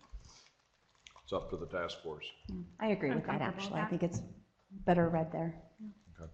So then the first paragraph of the recommendation will be the paragraph that's labeled conclusion, starting with "it is important that Indiana creates," and at the end of that paragraph, the period will be changed to a comma, and the following language will be added: consistent with a person's right to make an informed choice about employment options that meet their needs and preferences, period. And then the second paragraph will be the existing recommendation language, or the recommendation language that was presented. Any discussion? Further discussion? Everybody good? Can we go ahead and, did you have something? Okay. Can we go ahead and take that by consensus? All right, the recommendation is adopted by consensus. Now, we're going to, let me pause here and find out the will of the task force, because at the break, Jonathan, you mentioned that you were going to have an additional new recommendation, is that right? Do you want to present that? Actually, Kathleen does. Okay. Would it be good to entertain that before we get to review of the proposed report? I believe so. Okay. Kathleen, are you ready to present I'll be that? passing around the recommendations per our conversation before lunch. Kathleen, you can pull your mic toward you, and then you don't have to keep leaning into it. There you go. Gotcha. So this was related to the discussion that we had about with any kind of plan and effort, and as such requires resource. It is above and beyond the daily work. And oftentimes if we don't think about this, it really goes on the back of people who are already working way too hard with way too little resource. So this recommendation is as follows. An appropriation for DERS and other state agencies to develop, plan, and implement task force recommendations.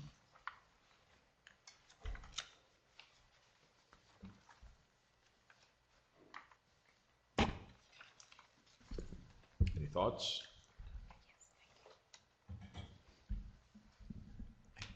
Just a question, and I'm not sure, you may be the best person to answer this, but we had this question about recommending an appropriation earlier, and I think legal counsel at that point recommended,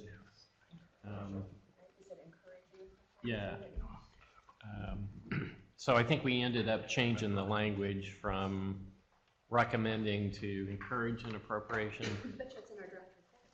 Could be, but there was something about we couldn't do it the way we originally thought, but if we changed the word to encourage an appropriation, then that was okay.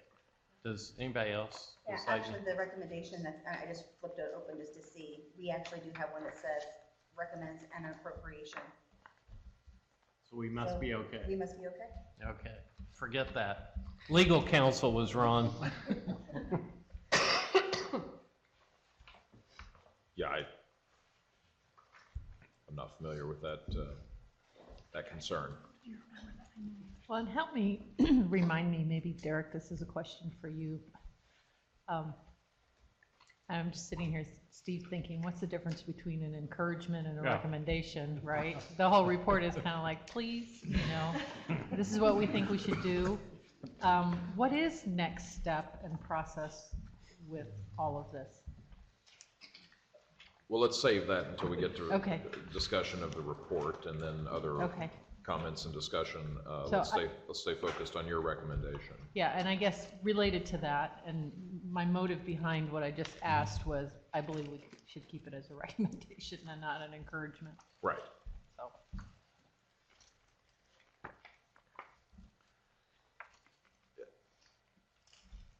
I'm going to ask a question back to the discussion of timelines and timeliness, and also throwing out the issue of adequacy. Would you want any language in there speaking to adequate appropriation or a sufficient appropriation, and then you know, talking about timeliness to develop, plan, and implement task force recommendations in keeping with proposed or recommended timelines? I like that, and I also like just the reminder that this is not a one-time budget hit kind of thing. This is a 10-year appropriation, so however we build that into there as well. There's that 10 years again. You're killing me. Yeah, yeah. It's not in the statute, right? We can't wait 10 years. No, but I get what you're saying. Yeah. And I don't mean to to joke about it, but you know what I'm saying about the 10 years, that I don't want the legislature or anyone else to see 10 years and think, oh gosh, great, you know, we've got 10 years to work on this, so let's not do anything.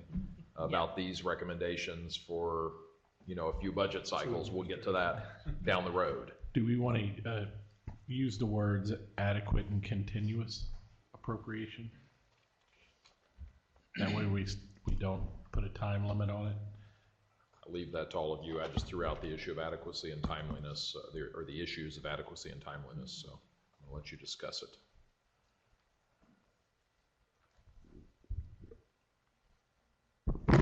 So I don't know much about the legislative process, so I might stick my foot in it, but I think I think that the will, I guess, of the task force sitting around this table is that we don't wait years and years and years, that we start beginning to try and work on a lot of these recommendations sooner rather than later. So I guess one thing I would say is that, I mean, if you're going to request an appropriation, I can't speak to adequacy or that, but I think that it would be very soon that would be something requesting in this next budget session. If we wait 2 more years, obviously we're not going to be able to do all the things you'd like us to do. So I can't speak to phrasing for adequacy or that kind of thing, but I think a timeline or just, you know, requesting in the next budget session to be considered, and you know much more than I do about this, Representative. So. Well, that's why I mentioned the issue of timeliness, because I think if you come up with language to pair adequacy and timeliness, you know, then you will accomplish that objective, to make sure that the funding is there at the appropriate time. So is it a matter of creating a budget related to the overall tenure plan for this next budget session? I might comment. I like the idea of the potential, at least, to giving the impression that this isn't just a one-time funding, likely. And that maybe you just make it appropriations, plural, for DDRS and other state agencies sufficient to develop, plan, and implement task force recommendations in keeping with proposed timeline.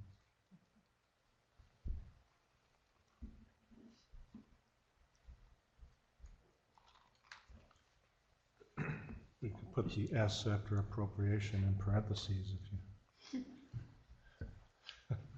Say that again, I'm sorry.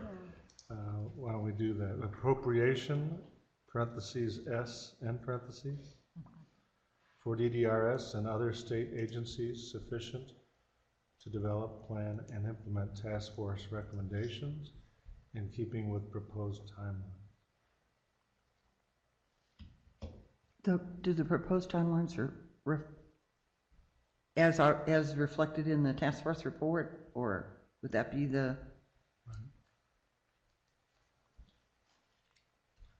Because some things have timelines in the report and some don't, so that's something else we probably should discuss as we're going through it. Say in keeping with proposed timelines as applicable, or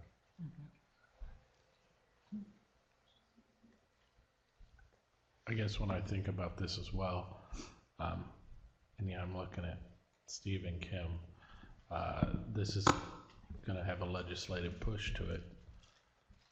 Is that something, we can't state who is going to manage this process, but is it feasible to get done by next budget session?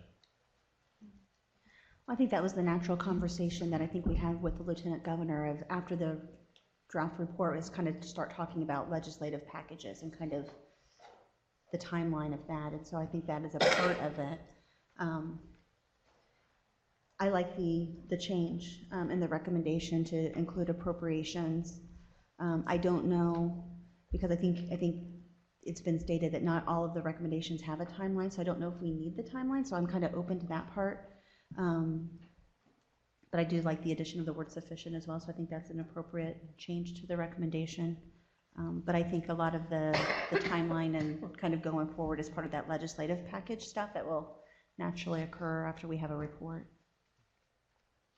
I might also suggest in that first sentence where we talk about plan and implement, that maybe we consider using the term the comprehensive plan developed by the task force and related recommendations, because our statutory obligation was to develop a comprehensive plan, which I think we have. the recommendations are part of that. So I'd kind of like to reinforce the comprehensive plan. That also takes us away from the 10-year plan. So I can say that since the Lieutenant Governor's not here, I guess. So. So you said a comprehensive plan. Yeah, so after to the word, implement? yeah, implement the comprehensive plan developed by the task force and related recommendations. So. Gotcha. So take development plan and put them later.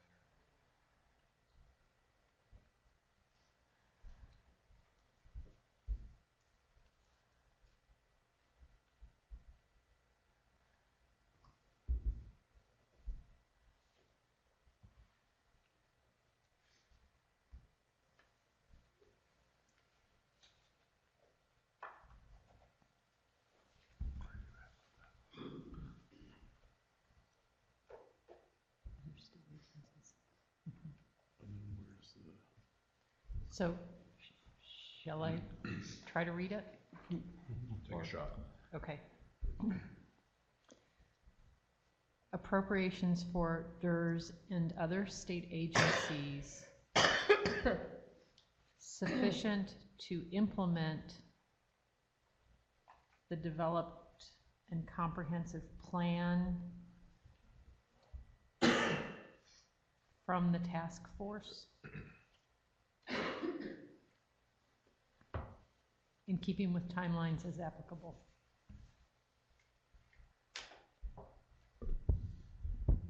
I lost you there at the end, Kathleen. To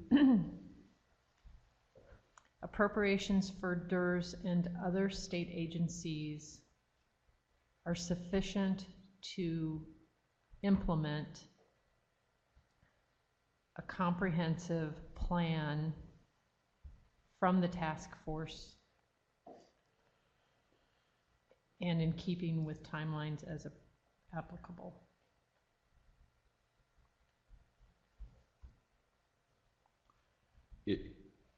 Is this being viewed as a comprehensive plan or as a set of individual recommendations? Good point. Because I also don't want to get lost in the idea that, you know, if part of the plan isn't implemented, then we're off track and, you know, the whole plan needs to be revisited. I think the recommendations, somebody correct me if I'm wrong, but I think really each recommendation stands on its own, even though they're all, or many of them are interrelated. Is that a fair characterization? I have a suggestion. Go for it. Appropriations for DDRS and other state agencies sufficient to develop and implement strategies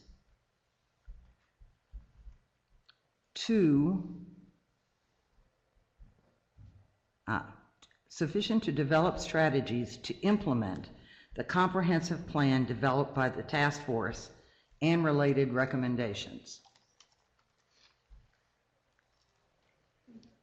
Yep, I like that. Can you read it one more time? No, I Read kind that of puts the again. focus on developing strategies as opposed to implementing.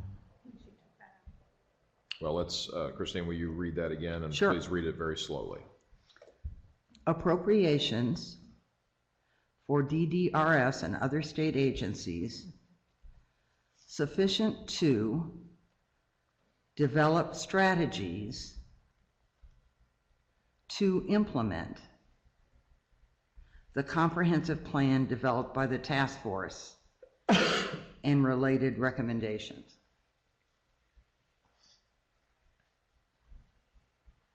But again, is there a comprehensive plan?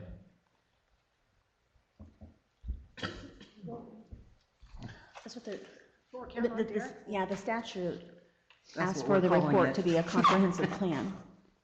So yes, I think that's the So the intent, is to have a recommendations taken together will constitute the comprehensive plan. Correct. And so what we're developing here are the strategies and, you know, means by which we're gonna actually get it done. Did we lose that part at the end around in keeping with timelines as appropriate or as applicable? Well, if we're referencing the plan and the plan has timelines, then I think that would go with it, but I don't know.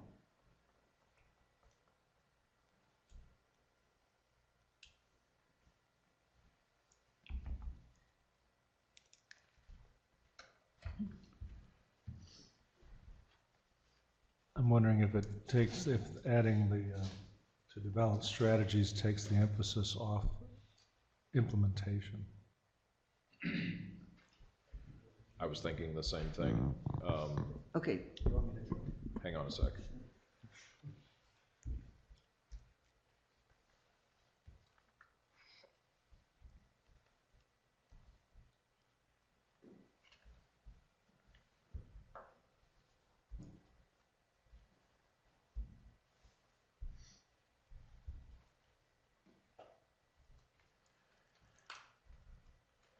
How about this? Appropriations for DDRS and other state agencies sufficient to develop, plan, and implement task force recommendations in keeping with timelines specified in this report, or in the absence of a specified timeline at the earliest date possible.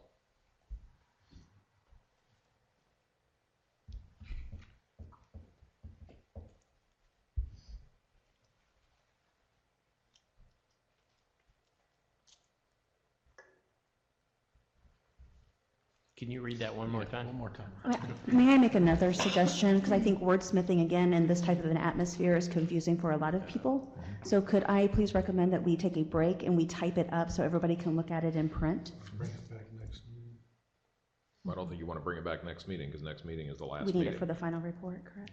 Right, so we need to come to consensus on this today if possible. Let's take a 10-minute break.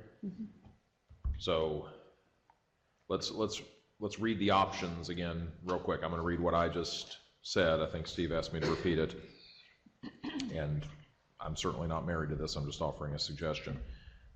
Appropriations for DDRS and other state agencies sufficient to develop, plan, and implement task force recommendations in keeping with timelines specified in this report, or in the absence of a specified timeline at the earliest date possible.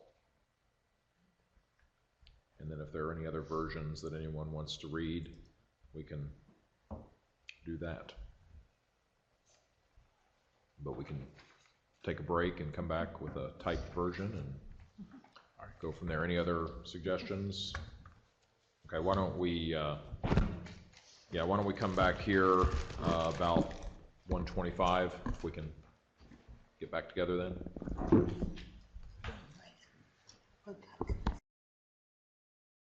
Everyone's attention, please. We're going to come back to order.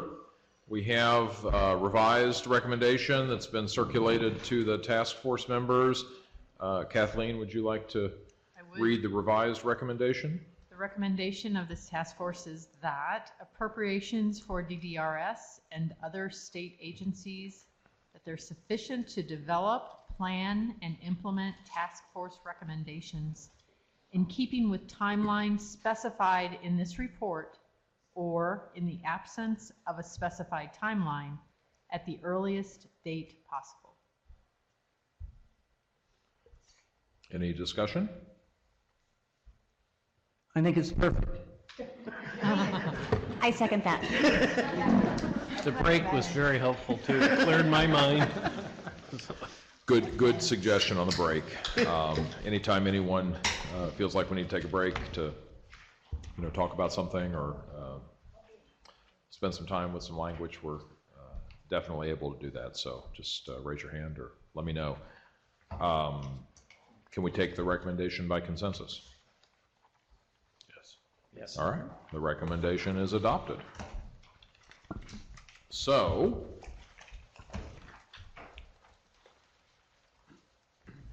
I believe we are on review of the proposed report. And Derek, do you want to talk about the report and then we can have some discussion?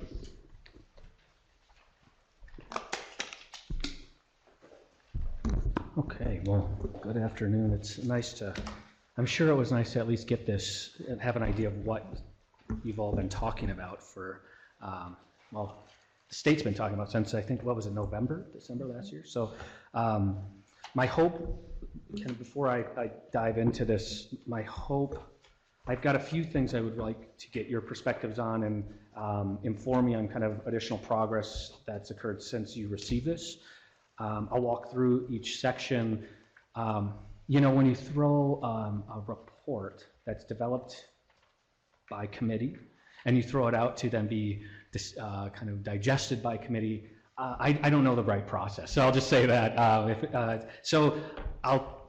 I'm going to, my hope is what you see in front of you is at least some kind, some reflection, and what I would say is a positive reflection of what you've done and what's been done over the last year. It can be improved, and it's being improved, and even today and even in the last week, I've gotten some other really good recommendations to kind of move forward, which is helpful. I see this timeline kind of moving forward. We'd like this to wrap up by October. So you have in your hands, my hope, a week before the last meeting is a final report. And then we can come together in October and voila, we're done. So that's the idea. I know the Lieutenant Governor stated that too. To get there, kind of, it's going to take some work over the next couple weeks to get this to final place. And it would be great if at the end of September, I know that there's a group that has been connecting prior to meetings. If that group and anyone else is welcome to join, if I could get a couple weeks prior to the next meeting or at the end of September, have an opportunity there where you get and digest it and provide some additional feedback before the final draft goes out to the full task force. So I just want you to be thinking of that as we go through this. That's kind of the general timeline moving forward, and we can revisit that at the end here.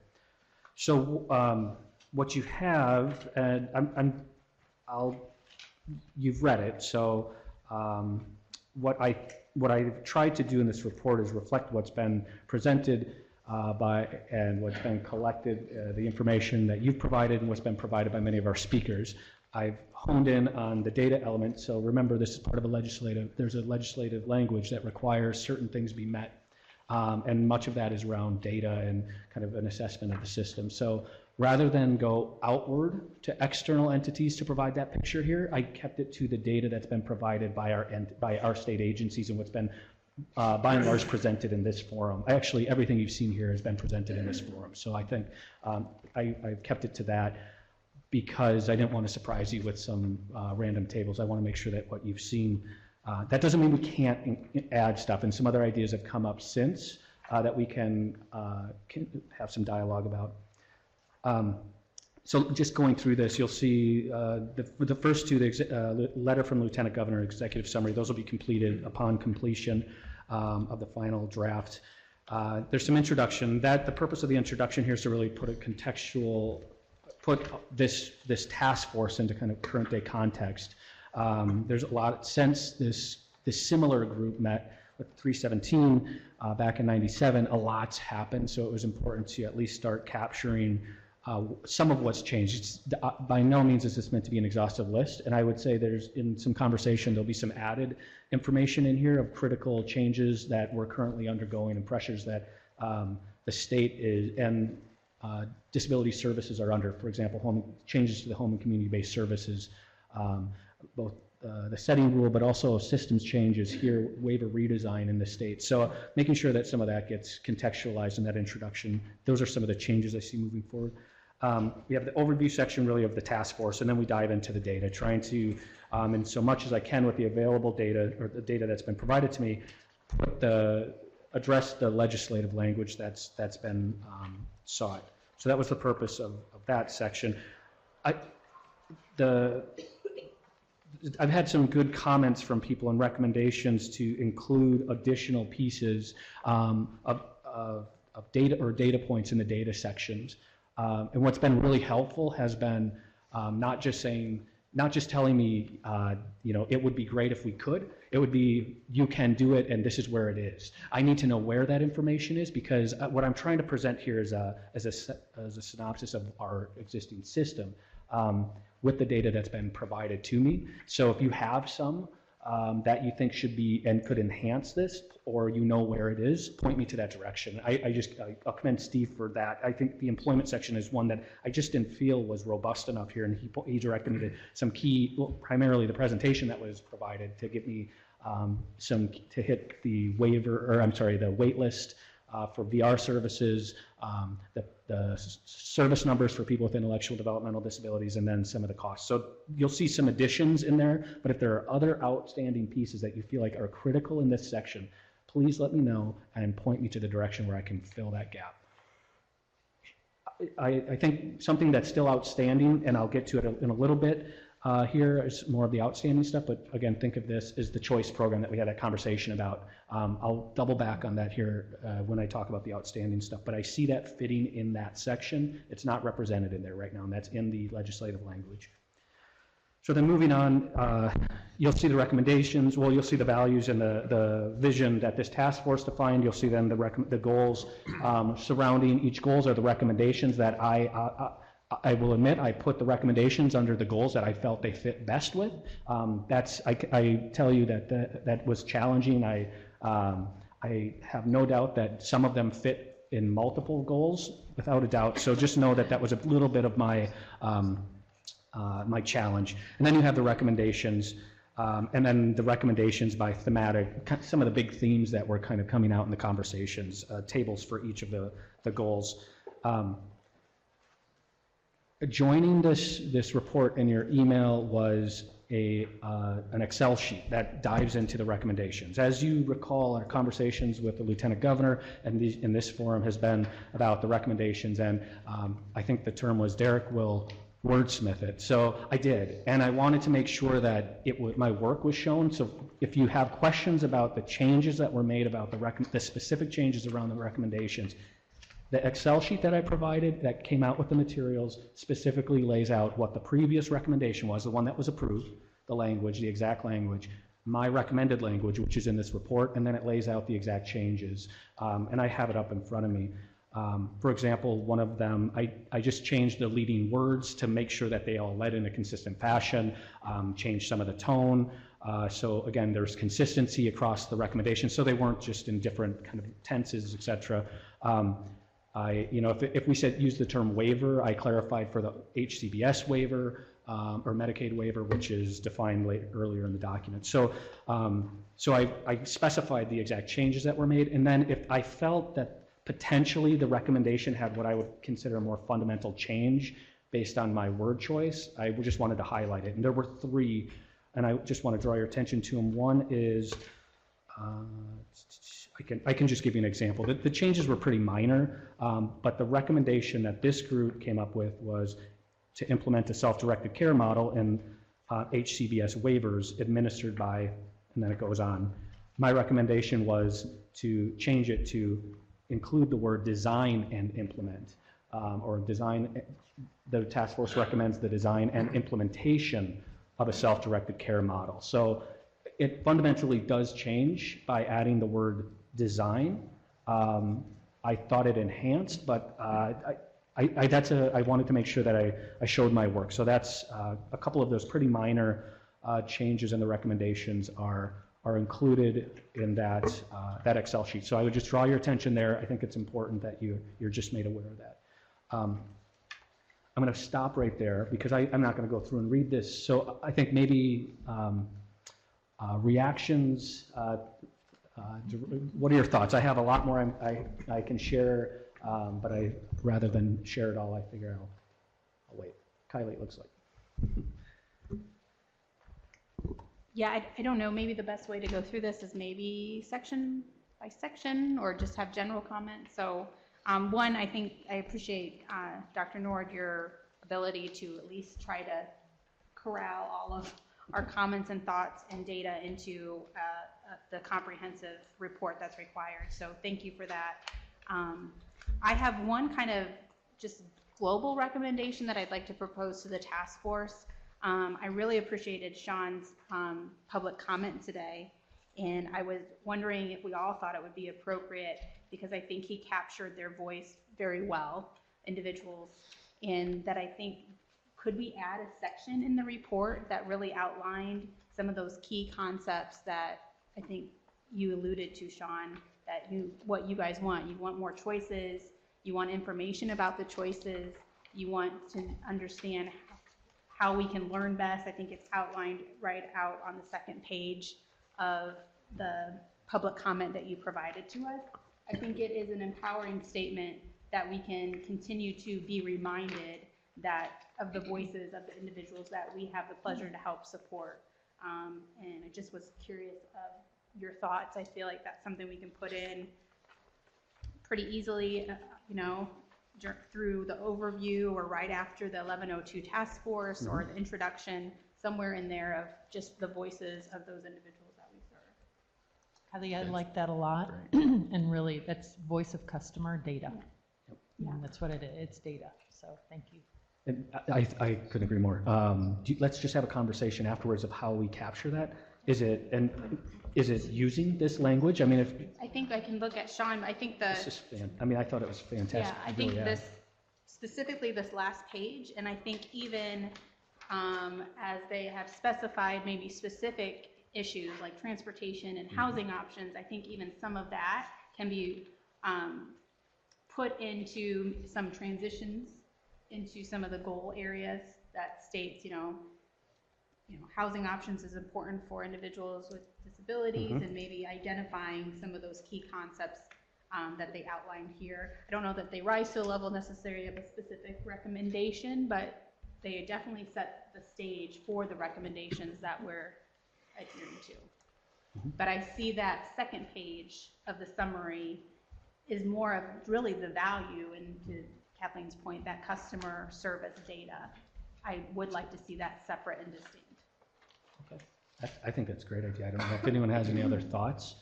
If you're willing to just let me run with it. And Sean, what do you think as far as self-advocates Indiana and me using exactly?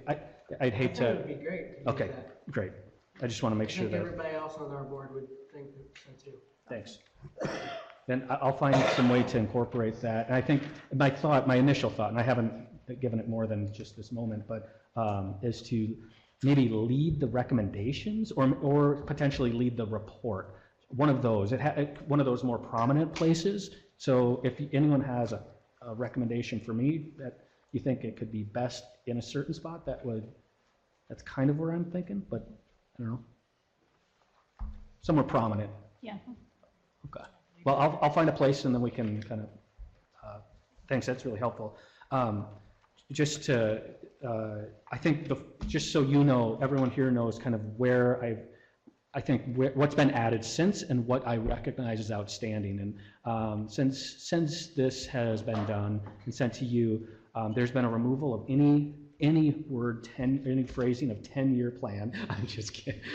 No, truly, there was. But I think that was a really good point, because it suggests that it just has to be, if we just get to that 10-year mark. But a lot of this, there's a lot more urgency, and some of it could potentially extend past that, because we're talking about, changing of, say, transportation systems and such. So, I mean, I think I recognize that, and I'll adjust some of the language to recognize that. Incorporation, a few paragraphs around vocational rehabilitation in the employment data section, as I mentioned. The photos, and I got a question about, can we get Indiana-specific photos? And IU and ARC have been working, and we're going through IU legal to make sure that we're in the process of getting that done. So we're almost there, is what I've been told. So what you have in there are placeholders until that happens, but we're almost at the point of authorizing. So, and I'm assuming we want to take into account diversity. That's the hope. Yeah. Yeah, that was actually my first reaction to the pictures. Yep. So that's a deliberate focus. Yep, absolutely. There's been somebody had a really good recommendation, and it wasn't put here in this.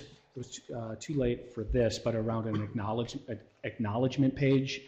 These meetings and this process doesn't just happen just because it takes a lot of coordination, a lot of help. I mean, just from facilitators, organizations that we relied on, and dollars. So I want to make sure that we put a space in there for that. Can I add one thing to the Yep. acknowledgement page? I will say that there are several individuals that have graciously spent their time and may not have been the actual appointed members. So with that acknowledgement, while yes, they're not appointed members, could we like have a special thanks to those who served and outline those key players that attend in. Yep. Yeah, and as long as I have a can list, get you that list. that would be great. And I think that is intended, so that we've got a place for that as well. And I would add to that, while we're talking about people involved, Joe is listed. Joe and I are the only family representatives on here, right? Yeah, there's two of us. So I think we want to make sure that he's identified as a parent or a family representative or whatever, because I know that's part of the statute. Thank you, thank you.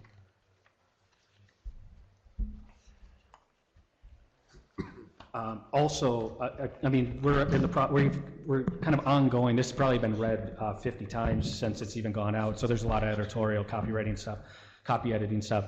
Other editorial, Sean, you're not listed on the, for example, as a member online, but you are. So making sure that so there's some adjustments. If you see a certain name omitted, that is not deliberate. It's just the information that I'm seeking. So just please shoot it my way as soon as you can. And of course, if it's too late for the final report, we can always get an electronic version. We'll be able to change it. So there's an ongoing kind of, I would say, smoothing, filling, linking this content so it's not as disjointed. And then the contextualizing. I know that some of the conversation that we've had today is an attempt to contextualize some of these recommendations. And I think that's a real challenge when you have, 50 plus recommendations. Suddenly, if you contextualize each one, you have a 60-page report that nobody's going to read. So I think we got to find a good way to contextualize these. I know it's already occurring, but I think there's other ways to do it. And I think that what you might see, and I'm not going to guarantee this, you might see some shifts in how the recommendations are displayed later on. I'm just not sure how that's going to play out yet. So I just want you to know, be aware that there could be some changes in presentation. And then outstanding. I mean, there's a few things that I think are really glaringly outstanding, particularly related to the legislative conversation or the legislative requirements. The choice program. I know I mentioned that. I've mentioned that a few times. Clearly, it's in the front of my mind. I plan on, for lack of a better word, kind of shoehorning it into this, and I will, and we'll be able to make it fit well. But I think what would be really helpful is a strategy around, I need some kind of numbers about how that program intersects with this population. And right now, we aren't there. I can fit language about the program. Kylie, I'll work with you to at least get the number of people, or if you can connect me to somebody, I just need at minimum the number of recipients in the choice program with intellectual and developmental disabilities. If not, we need more. It would be great to have more information as well, but I just want to get that out there. That's a priority. And I think the Division of Aging and the AAAs would probably have that data.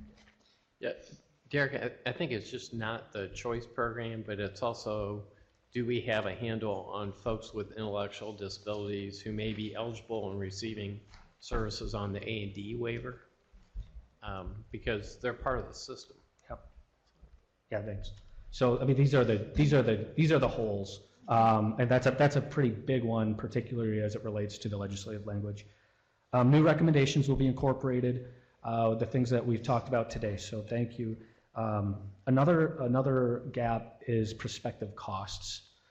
Prospective costs of the way I read the legislative language is based on some of these recommendations. I will tell you, as a report writer, you will not have me put down what I think are the prospective costs. So I don't know how we address that in the next month related to the recommendations. We have quite a bit of cost data of existing programs, but I just want to put that out there for this group to consider. Derek, let me ask a question. I'll pause there. From a production standpoint, you talked about the electronic report, but I assume you're planning to have a final paper copy for the October 17 meeting. Right. So by when do you have to finalize that report in order to have it printed for the 17th? As far as printing, I don't know who printed these. I did not print these. So I am sure we'll be able to bring paper. It's not, is it going to be a glossy paper cover or glossy? Probably not. It'll probably be more like this for just knowing that the timeline that we're talking about, and this group ultimately has to approve it. So it will get out to people. My intention is to get it to Kim, because 10 days prior to the next meeting, so you can work with self-advocates and work through it, and then I will get it to the task force no later than 7 days prior, which then so there will be a paper version as far as what that looks like. I'm not there yet. Derek, will it be on state letterhead or something like that? What we chose here for the design is linked directly to the design of the task that is of the task force. Yeah. So we've been consistent with that. Okay. My intention wasn't to change it beyond that. And I'm wondering too, I love the grids for each goal, where they fit in the different themes. Mm-hmm. Any thought about, I'd love to see a collective grid. We can add that, sure. You mean of all of them together, maybe just as a... I mean, what does it say if there's a whole theme that we didn't really even touch on with any of the recommendations? Mm-hmm. I mean, I think we need to, at a minimum, be prepared to answer why we didn't. And I'm guessing we did cover all the bases. Those are the bases. They're all covered. Yeah. Yes. And then secondly, I wonder if there's one place in, and maybe it's part of the executive summary, maybe you're thinking that, but I'd love to see a place where the 4 goals are listed together. Mm-hmm. Mm-hmm. That's a good point, thanks. And maybe that's leading, maybe there as well as leading that section, that could be useful. I appreciate that. Other kind of stuff that that's in my mind as this gets developed, things that we're considering or that are being considered in its development. Making sure that this document, as it will be, of course, we'll have it in paper, but also as a PDF version that'll be people can put online. We're working to make sure that it's an accessible PDF. So I just want you to be aware of that.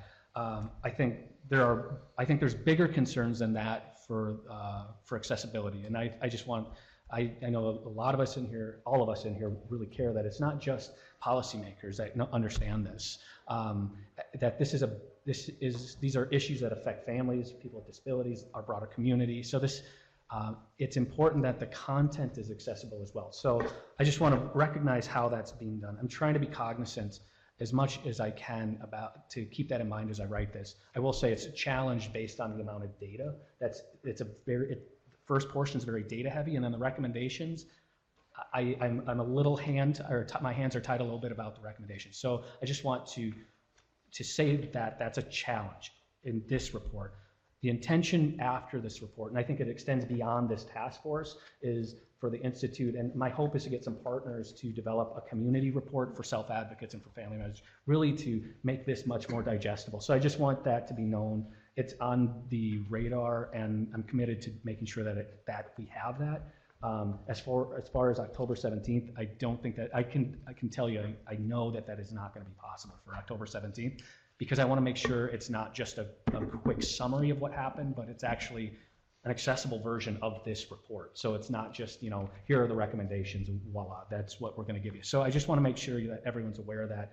And I'm going to probably be looking after this to draw on some of your expertise to make sure that we do this right, because it's not just me in my office figuring out what's best for family members and people with disabilities.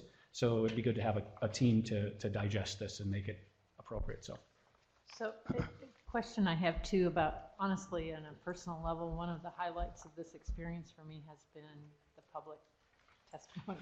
Mm-hmm.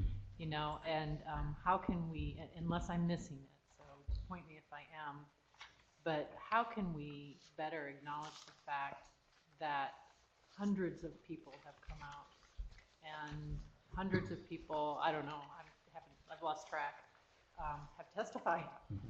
And I'm almost wondering if there's some way to try to capture that, to say, Kathleen, I hate to keep doing this to you, but pull that microphone closer because the interpreters aren't catching you. Oh, thank you for I want to make sure everyone's included in the conversation. You have some great comments. Yeah.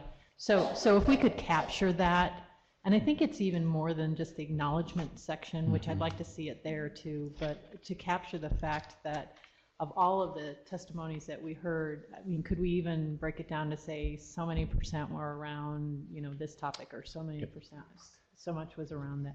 But at a minimum, the acknowledgement that, I mean, we heard the voice of the public, and that absolutely influenced what we did here. Chairman, could I address that for just a second? So Lieutenant Governor had asked NRF if we could help pull that together.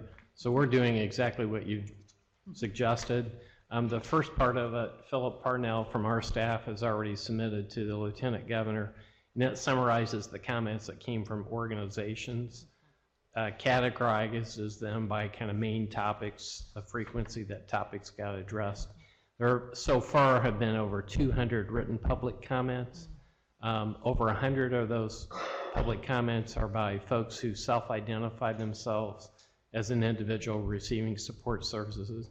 Same methodology, kind of categorizing it by these are the topics that came up most frequently. So the Lieutenant Governor's office has the first part of that. The other one they'll have, I think, by Monday.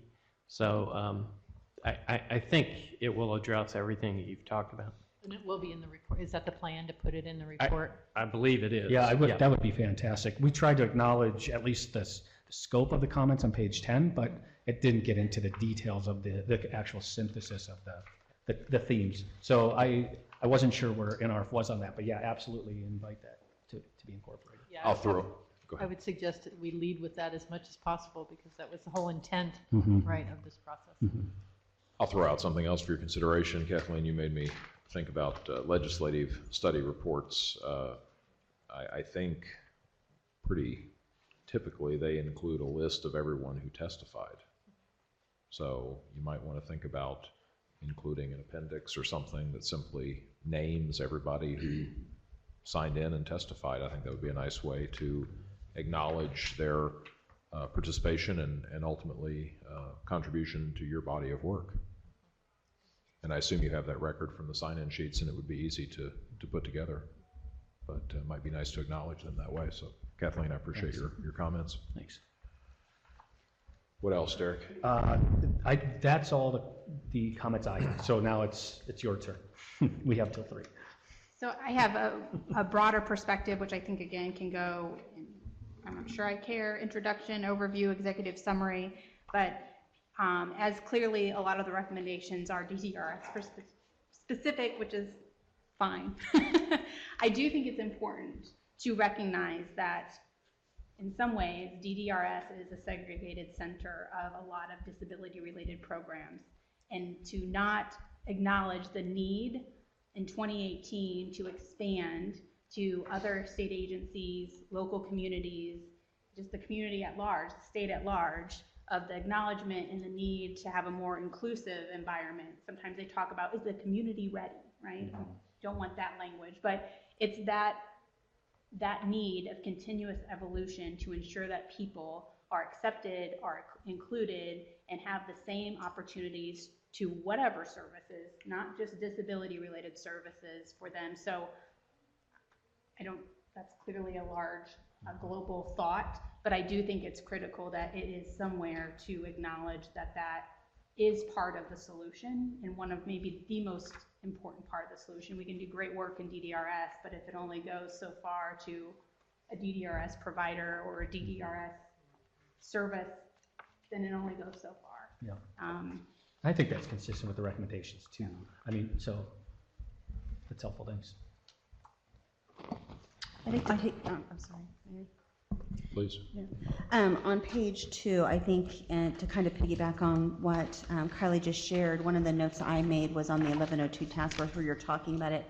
I think the one thing when you, Representative Clear, were working on the legislation and working with Steve and I is that we had a lot of conversation about who all needed to be represented on the task force, and I think that's a good area there to expand why we decided to bring forth a member from all of the different agencies, because they do play a role in impacting the life of somebody with a disability, and we can kind of capture some of that information there.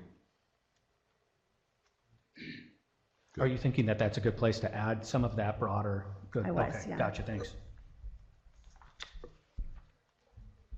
Other comments, discussion? Yes. And in the data section, I was reading through it and it had a lot of great information on it, but I would like to see, and especially I noticed this in the long-term supports, that although a lot of the same information is included, it's not presented exactly so that you can look at it all and see where you are. Like, for example, in the group home section, it says at the beginning, as of state fiscal year 17, 475 group homes existed serving 3,122 people. And I also kind of would be interested in the cost per person on that, if that's available. But I'd like to have that same kind of statement framing the sections, like when you're talking about Medicaid waiver, you know, how many people are served under the different waivers, and, you know, if you look at the chart, you can get it, but I just think the statement would be helpful, rather than having to dig through the charts. That's good, thanks. I can do that. I really like this report. I think it's amazingly coherent, considering it was done by, the input was by committee. Surprised, huh? Yeah. Other discussion? Would anyone else like to weigh in on the report? Just a small comment on page 7. Yes. We did, Derek, you did a good job on page 8 with that total column. I think maybe on 7 having a total column on the bottom for first steps too. So, you know, total cost, total children served, similar to what you did in page 8. I think that gives a good representation of how many children are in the first steps. And the costs associated with it as well. Maybe under vision there at the bottom. Good, thanks. I don't feel like this is the last time. I will say that we have to have a cutoff time for comments, but don't feel like you have to know everything now. Well, that's a good segue, because I wanted to talk about timeline. I've been sitting here looking at the calendar, and that's why I asked the question about production time earlier. I assume that the task force wants an opportunity to weigh in on the draft report beyond this meeting, and then also to invite comments from the public, including folks who have testified, who may want to express to task force members whether they feel their testimony, their suggestions, their ideas, their concerns have been addressed by the task force and ultimately incorporated into the recommendations. So I don't know what the process for that is. I would assume folks can email. Where would they email?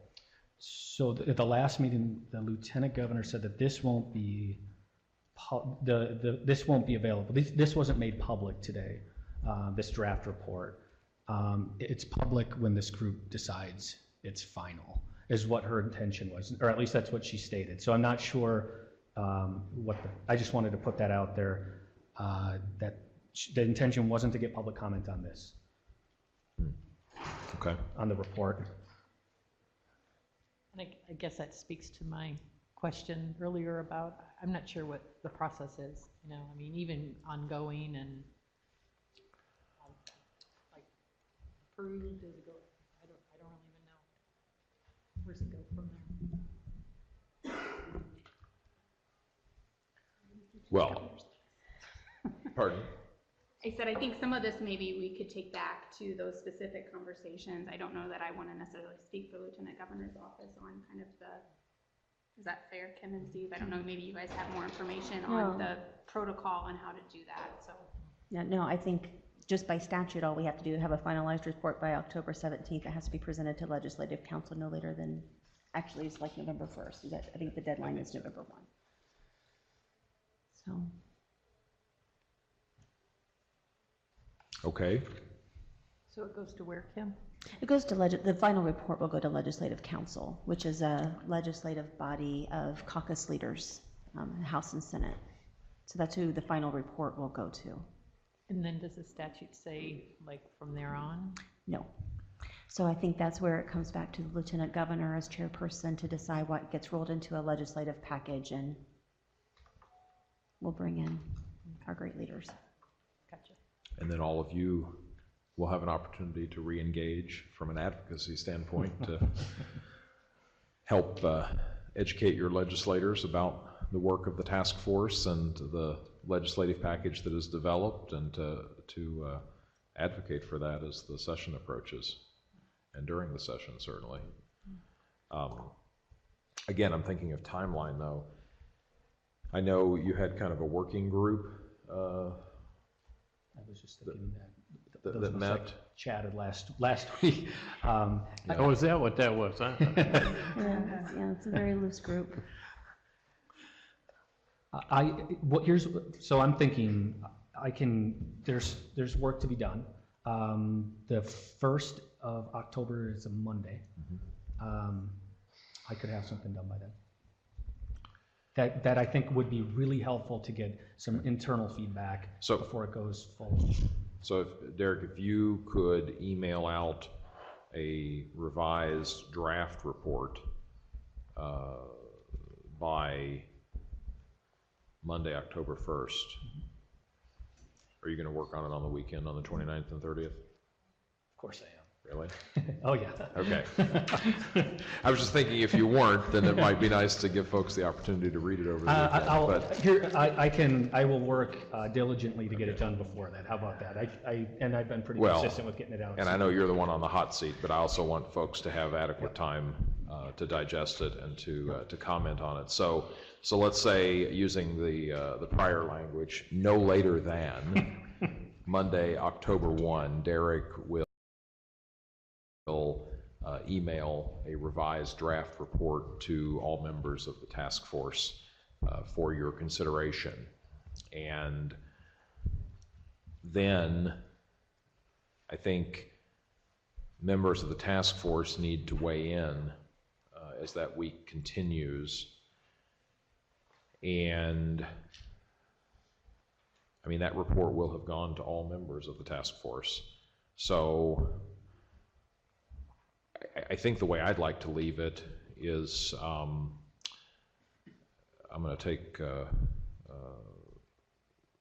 some initiative here and say that Steve and Kim, since I worked with the two of you on the original legislation, would the two of you be comfortable taking responsibility for working with the Lieutenant Governor and her office to determine whether there's a need for any kind of a working group, and then to assemble that as appropriate, as the Lieutenant Governor deems appropriate, and work with Derek and others on the task force, whoever wants to be part of that, try to be as inclusive as possible, but also efficient with time.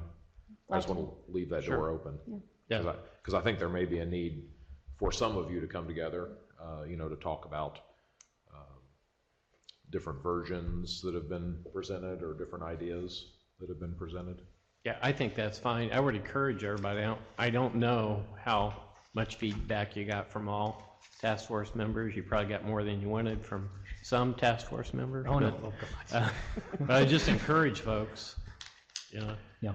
Well, feedback. What's the most efficient way for all members of the task force to provide feedback after Derek emails that report by October 1? I don't want all the feedback to be siloed with Derek. I want others to be I want there to be some interaction. So if Jonathan emails a comment to Derek, then everybody else ought to be able to weigh in on that, or at least think about that. I don't want it to be dumped on you, later in the process, because, Jonathan's comment might prompt somebody else to say, oh yeah, that's a good point, and I have another thought. I think there are definitely probably wordsmithing that people with email, but I think we also have, are there big picture items that are missing that are needed?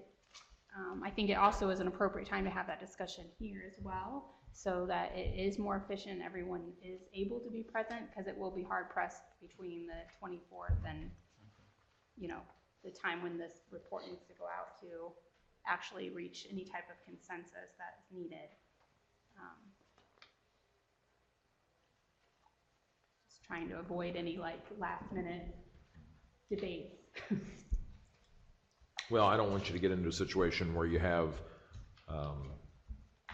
a confusing email thread. Yeah. But I also don't want you to be in a situation where something that could have been discussed and fleshed out isn't available to everyone in a timely fashion, because words do matter, and I think, you don't want to wordsmith this to death. That's why you're lucky that my appointment to this chair terminates after this meeting. But I think that there needs to be an opportunity for folks to continue to interact and weigh in as you get into the home stretch here. Well, and I think we've had this report for a week, so I would hope that everybody did look at this, and anything that was glaring and missing, we would have realized by today and brought it forward. I think that was the intent of our little work group last week. Yeah. So hopefully that happened. I think what my question is, between now and October 1st, as we go through this and just make suggestions as, putting in the comments from SAI, kind of moving in this section, do you want us to send those to you between now and October 1? Or did you take enough from today that you'd rather us wait to see and react to the October 1 document? Thanks, I appreciate that. I think I got enough from today to move forward. And I know a lot of what we've talked about is already moving. So I say that we should feel good about that, or at least I feel relieved. I think what would be maybe a way to move forward is I think getting this to, I'm going to work hard to get this out the Friday before the 1st, so in late September. If by the end of that week, maybe the 5th, if there's any comments that are, and I think at this stage, we need to avoid kind of, editorial comments, and we're talking about substance comments, or recommendations or thoughts or concerns. Send them to Christina Blankenship, if that's okay. Sorry, Christina, you weren't looking, so I had to. But I think then we can see how expansive they are, and maybe what the next step. Do we need to have a couple reports that address, 2 versions, because one should address this particular topic that came out and another shouldn't? I would hate to go, however, I say that recognizing, I think the intention or hope, of course it's probably everyone's hope, is that we go to the October meeting with the final report, not multiple reports. But we'll see how the comments go, and then. Let me break it down this way. So if the revised draft report is in the hands of the task force members by October 1, and possibly, by the previous Friday, then, you all need some period of time to digest that and provide feedback. And at some point, Derek, you're going to revise the report again, right? Yeah, we'll see. I mean, we'll see what comes in. Right. But yeah, that's the intention. It's not to just take your comments and say, throw them in the trash, so, just to respond. Right, so I guess what I'm getting at is the process that you all would like to see between the time that you receive the revised draft report, and the further revision of that report.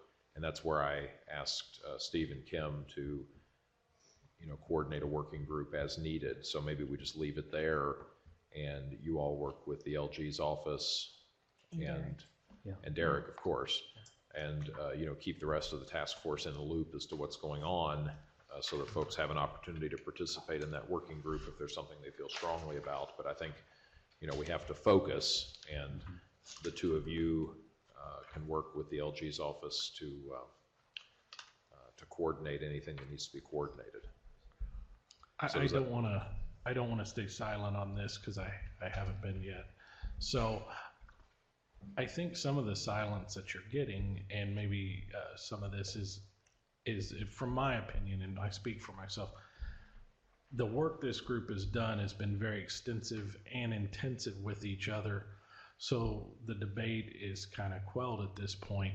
And I think Derek has done a great job of capturing the recommendations and their accuracy to a level that didn't create additional discussion or spawn additional discussion, to his credit, which could have, it wasn't easy to put that together.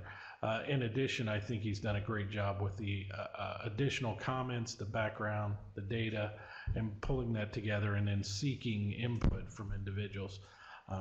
So it's not to say we won't have more comment, but I want to say this is a very polished first draft from the get-go. And that's why I think you see a lot of comfortableness with that. Absolutely, I appreciate those comments. I'm just looking at this, I'm looking out at this task force and realizing the next time you come together as a group, you're going to be asked to vote on the final report.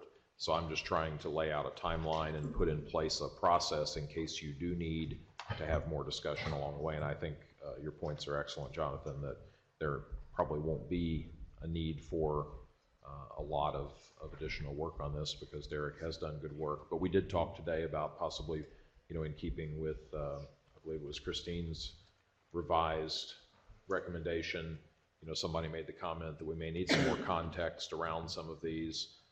So I could see that spawning the need for a work group or at least some further email communication. So may not be necessary, but I just wanted to lay out a process. So we have a date of October 1 or earlier for Derek to circulate a revised report to all of you. And then we have Kim and Steve tasked with pulling together, obviously with Lieutenant Governor's approval, any kind of work group that might need to come back together. And comments need to get to Christina Blankenship, because I think that might be the spawning of whether or not something has to form. So, and I can't emphasize this enough. Please share your comments. Every comment I've gotten so far has improved the report substantially. So, and hasn't changed the direction. I think it's just made it a stronger public document that what I've heard that this group, kind of the vision and the values that you all have, it's really boosted that. So here, as well as that, you want those emailed to me. So please share. So comments go to Christina Blankenship at your earliest opportunity. Derek will circulate a revised report by October 1, and then depending on the response to that revised report, Steve and Kim will work with the Lieutenant Governor's office to determine whether there's any need for a work group to convene and make that as inclusive as possible, and go from there to get to a final report to be presented at the October 17 meeting, which is in Columbia City. How's that sound? Okay. Anything else on the report? Christine? We haven't talked about the actual recommendations. And I don't want to get into a whole bunch of them because, we adopted them already. But there's a couple of little wordsmithy things, or things that as you read them as a whole, you think it'd be nice if we added a couple words here and there just to clarify things a little bit more. And I wrote a few things down, but to give you an example, and to Kylie's point about making sure we look at the broader systems, not just DDDDRS, under the values, the bullet point that starts advance and maximize community and state resources. And I remember that discussion, and we were talking with that value. It's on page 11. We were talking about, with that value, about all community and state resources, not disability specific. But when you read it without that discussion, I don't think it's clear looking at that. So I thought we could say typical or all, or, add a couple words there that would make it really clear that we're not talking about disability-specific resources. We're talking about generic. Which recommendation are you? It's under the values section on page 11. Oh, so it's not a recommendation, it's under values, okay. Yeah, sorry. No, that's okay. I have a recommendation. Do you, I hesitate to reopen the recommendations because I think the task force has worked hard to come to consensus on the recommendations. I think anything dealing with, how the values and other wording appear. We adopted that too. Yeah, these are adopted as well. Sorry. These are adopted as well. The vision and values, just from one of the first meetings. Oh, okay. So I think the thing that I'm trying to convey, I guess, is this is the first time we've ever seen it all together. Mm-hmm. We've passed the stuff piecemeal. you know, one recommendation here, one recommendation there, employment recommendations at 2 or 3 meetings. So we've never really seen all of it together laid up comprehensively like this. And that's why I'm seeing a few little tweaks that might help make sure that it's communicated well. And they're just really minor for the most part, although on page 15 there seems to be an entire section left out on 3.5. Because it says on page 16, 3.5, it's about the crisis response program. And it says, with the following best practice components, and then it ends. So I think there was more to that at some point. So it's yeah. And then when I read about the shared living model, I wasn't clear that other people reading this report would realize that that's a residential service option. On page 12 for that one. I mean, I understand the recommendation, but if you add as a residential service option to the first, after the first comma, then it's clear that we're talking about residential services. Maybe it is obvious, but I'm not sure it would be to someone who isn't familiar with the system. Which recommendation? That would be 1.8. One question I have real quick. It's my understanding, Derek, you're going to have kind of a glossary of terms in here. Is that true or not true? Did I just dream that? I think that, no, you didn't dream it. I think Okay. the question, my struggle getting it out for this was what? Because, I mean, that could be a full-time person for the next, like, week. Well, yeah, I say that. I mean, Teresa's in town. She broke her foot or something. She can't walk. I guess for some of that, I think since I agree with Representative Claire, we've kind of agreed on all these, but I also see Christine's point. If we can include some of those higher level things in a glossary for the general public that doesn't know, because there's going to be, as you read through this, if I was a lay person, there's every page has got something I'm not going to understand. So I think if we could do some kind of a glossary of terms or explanations or an appendix with that, I think that would help. And I think we'd be glad to help you out with that, because obviously Teresa just ran out of the room. So she's gone. And I think some of that is programmatic. So as you can see, a lot of the conversation recommendations are very programmatic specific. Home and community-based waiver is a good example. That's jargon for people outside of us, outside of this group, but we have that. The state has that. So I think some of it's just really identifying where that language exists. Can we get some, and then vocational rehabilitation is another one. You know, we know what that is, but not everyone knows what that is. Important, shared living, important. Do we have definitions that exist? Otherwise, it's going to be searching or constructing or debating what those definitions are, because those can be contentious debates. What one views as shared living, another might not. Is it? You know, and I realize that I tried to avoid that in this iteration. I think where you see it, the only place is informed choice. And I will admit that is a topic that we could spend a year debating. So I think that's a really important topic that could. So I just if we have existing content that we could draw on, it would be helpful. Then it's not my words creating them, those definitions. I see head nodding, so I appreciate that. So are you saying you will do a glossary? Well, I think what I would ideally would be to be pointed to where these definitions currently exist, if we have them in any kind of definitional place. I mean, to be fair to Derek, I mean, first I think the task force would need to go through and identify what are all the key terms that we want to have defined, and then there would be a process that we would need to all agree that these are the defined definitions. Let's not do that. I don't think. I think there are supplemental information out there, even maybe through the ARC or through other organizations that may have kind of those key glossary terms that are used day in and day out in the field. But to Derek's point, if we were defining shared living, that is defined differently throughout. I don't even know if DDRS has a specific shared living definition. It certainly is different than what Colorado and Pennsylvania would be. But to Christine's point, I don't know if there's a methodology by which, if there are touch-ups or slight modifications that aren't changing the meaning to those That's what I'm talking about. recommendations, I mean, the crisis one is a very fair point. There clearly was something else that was supposed to be added. I think there were like So 5 best practices. if there was maybe a way in which, Chris, if you could get those recommended edits by a certain date to Christina, we could format within the division, send that back all out to everyone, get consensus via email, and then allow Derek to make those tweaks as necessary. Is that fair? I think that's fine on the wordsmithing of some of those recommendations.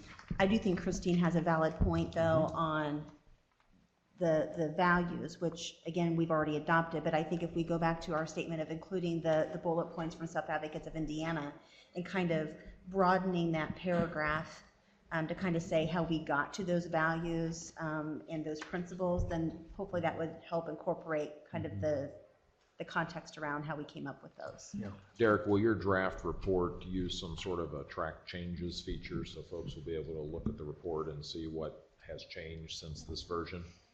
If it would be in a different, it would have to be in a different, this is developed in a different program than Word. So I think that's going to be tough. I'm happy to share, what's changed. I'll be as specific as possible. I've tried to show that.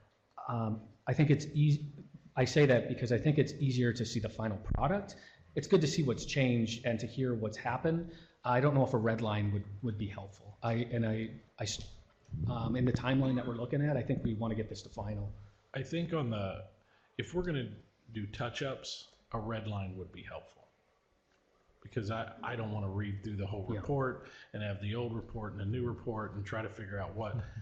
I just wanna touch over the basics. So even if we can't do a red line, if we can do a page and paragraph and that point to where the adjustment was on the touch-ups of the recommendations, I think that's more important when we talk about touching the recommendations. Yeah, how about this? Yeah, recommendations, that's a good point. Yeah, how about, we stick with the October 1 deadline that we talked about, and Derek, could you, when you send out the revised draft, could you send a document with that summarizes or specifies, I guess, any changes that have been made to any of the recommendations or value statements that have been adopted? So if you're just changing stuff that hasn't been adopted by the group, then it can stand on its own in the report.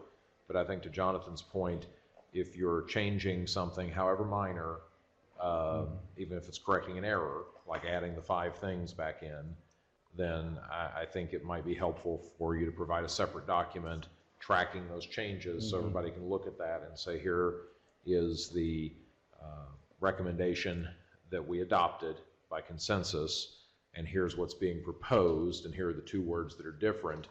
And then I think, out of respect for the consensus process, if someone has a serious objection, hopefully you would simply revert to the version that was adopted by consensus. Yeah, that sounds good.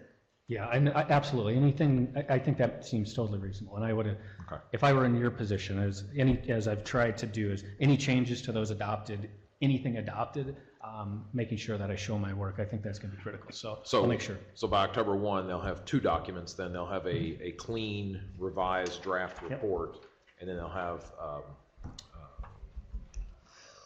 a list of any changes. Yeah, however you want to format it, but a document that makes it easy for the task force members to see what's being proposed in the way of changes to anything that was adopted. Absolutely. So my recommendation would that we actually also have another date prior to October 1 that says, here's the last date by which you are submitting any changes specifically to recommendations. And I'm happy as a program to put those in a document for Derek. Christina utilized her email address. Here is the one that was in the draft report. Here is the recommended change by X so-and-so, and send that back out to all of you. So then Derek can then enter that into October 1 if we could get consensus for the whole group. I think that's where everyone probably feels the most uncomfortable of changing recommendations and maybe not seeing all of that totality in one document. Does that make sense? Yeah, and I think that has to be pretty quick because we've had the report now for about a week and we got to get that to you pretty quick. So without going into all the other teeny little things I saw, I would write those out show where the change, and we all would, and then send those to Christina as soon as possible, like Yeah, I think you're going to for me it'd send, be this week because I'm going on vacation, so. send everything to Christina and try to do that by the close of business on Friday, this Friday, the 21st. And, you know, obviously if somebody finds something along the way that they missed before, don't feel like you have to keep it a secret, you know, share it. But Derek does have a process here. He has to produce this. But yeah, I think if you can send things to Christina by this Friday, the 21st at the close of business, Derek, that will give you basically a full week to work with it, right? I only have one more comment, if you don't mind. Sure. Luckily, I'm not coughing anymore. Yay. How was the decision made which recommendations to put at the top of the section and which down lower? I tried to be more chronological or kind of do some type of grouping. So, you know, if there's multiple on employment, trying to connect them, or at least not connect them in so much as recommendations, but kind of put them together, closer together, proximity-wise in the report. Other than that, there wasn't. So, I mean, there's no preference on my part. I think if you have another thought, it'd be good to hear now. Yeah, that was my question too, and I wonder if you might state that, or there may be some statement in the report as to how the order of the recommendations was. Or that it isn't in order. Or just that it doesn't demonstrate, you know, our prioritization. But a corollary to that is, did we want to make any kind of prioritization or identify the most important, or, you know, in keeping with some of our earlier conversation, you know, under each section, because there's 34 recommendations, so it would be pretty. So what you'll see so far, I think page 17 is a good example. Goal 4, there's a bit of a chronology. You know, it starts with first steps. So, I mean, thinking of age chronology. So there's as much as you can put a logic in positioning these. The bottom 2 or 3 relate topically to direct supports professionals. So I didn't want, you know, a direct support professional recommendation up at the top. So maybe, and this is kind of emerging in my mind as we were having this conversation, maybe there's a way to thematically address them rather than number 4.1. Maybe there's a thematic addressing, for example, F1 is first steps or something like that. Just to draw out the focus of that recommendation. The challenge with that, I say the challenge, is some of them cross topics. So that would be, it could be deceptive to a reader. So I think that was kind of my struggle. For example, first steps or a first step recommendation might also address that theme of family. So how do you kind of weave that in a way? So a little bit of the struggle, I think, as far as the prioritizing, or that these aren't in order of rank order, is probably a good statement to put in there, that they are, this isn't a prioritization process, that they are all viewed, at least by this task force, as important and critical to them. Well, I think Kathleen's recommendation earlier with respect to the appropriations spoke to that, because we added that language that talked about, you know, timelines where they exist, but as soon as possible where a timeline doesn't exist. And I would, you know, suggest that in keeping with what Kim Dotson said earlier, you defer to the Lieutenant Governor when it comes to developing the legislative package, which is inevitably going to seek to prioritize recommendations. To that effect, I think there's perhaps some organization we could do with the recommendations. Some of them may fall under the waiver redesign, and as far as the timing and maybe the priority, there's maybe a little bit more structure that we could offer as a group to these recommendations. It's regrettable that timelines are falling the way they are, that we won't be able to meet again before we are determining a final version of this, but I think that would be a very important conversation around how these recommendations are presented, to have at least a little bit more for the legislature to work with in and how we think these should be implemented.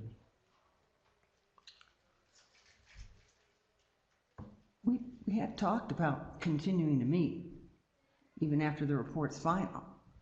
Could there be a supplemental document that would take the topic of waiver redesign and look through all of the recommendations and, kind of highlight the ones that would be appropriate for that, or, that kind of thing? I think, this task force is going to complete its work and hand this off to the legislature and the administration to implement, and not that folks won't continue to meet in other capacities, but I think the work of the task force will be done, and it'll be up to others to move forward. Other comments, discussion? We've kind of morphed into task force discussion and additional business, so. So Josh, is what you're suggesting maybe just a possible timeline of recommendation implementation? Is that kind of what you were thinking, or were you thinking more we really do need to prioritize? Perhaps similar to some of the charts where there's, grouping around similar topics. Maybe we can even have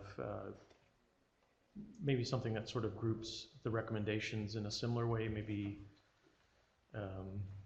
based on public comment, based on this group's decision, what we feel would be the most priority, what makes sense that they're implemented maybe around the same time.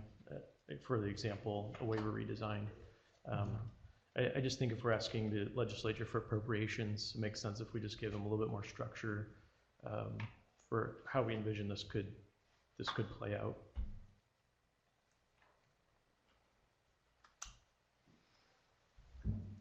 I'm going to put her on the spot. Kylie, what are you thinking? I mean, practically speaking, I think if we had a whole nother meeting to really focus and do that, I think that would be beneficial. I don't know that we have sufficient time to get full agreement on what that is.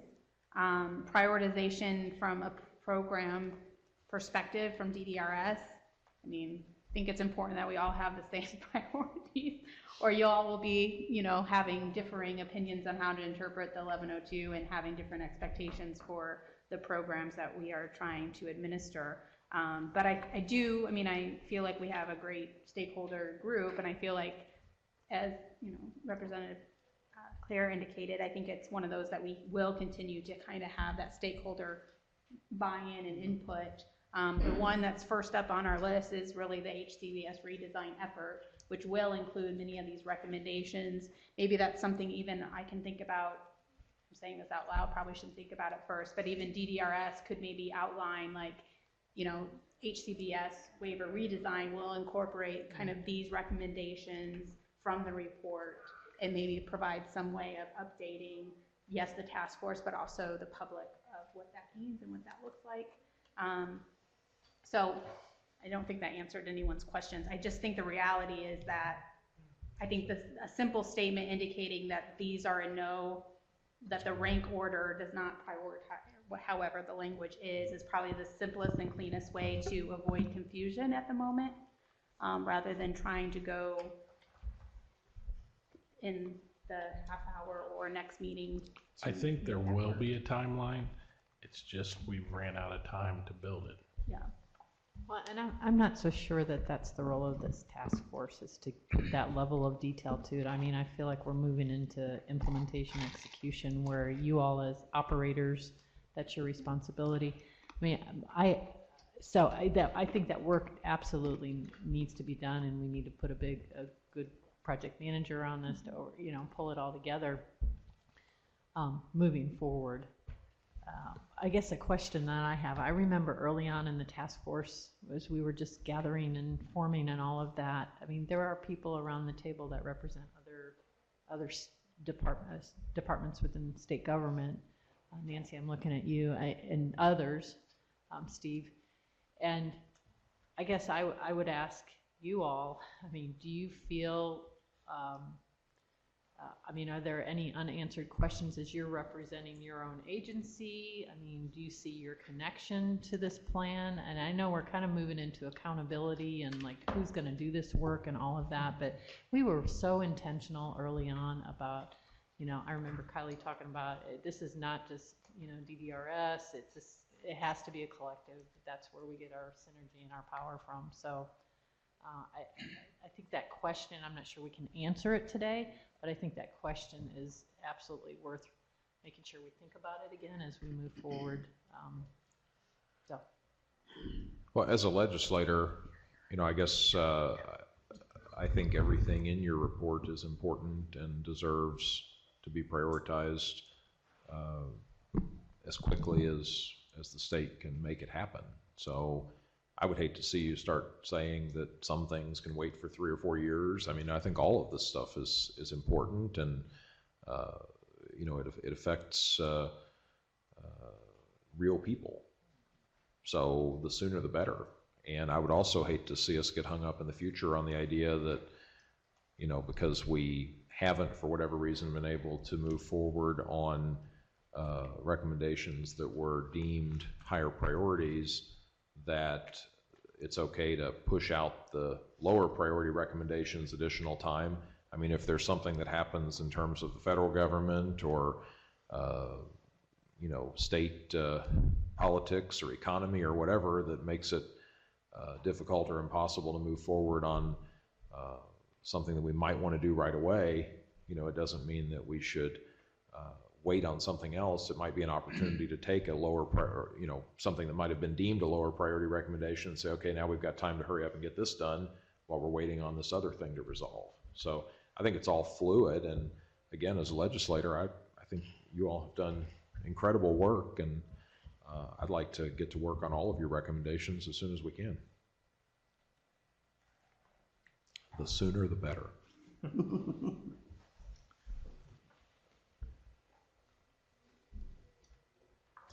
Other discussion?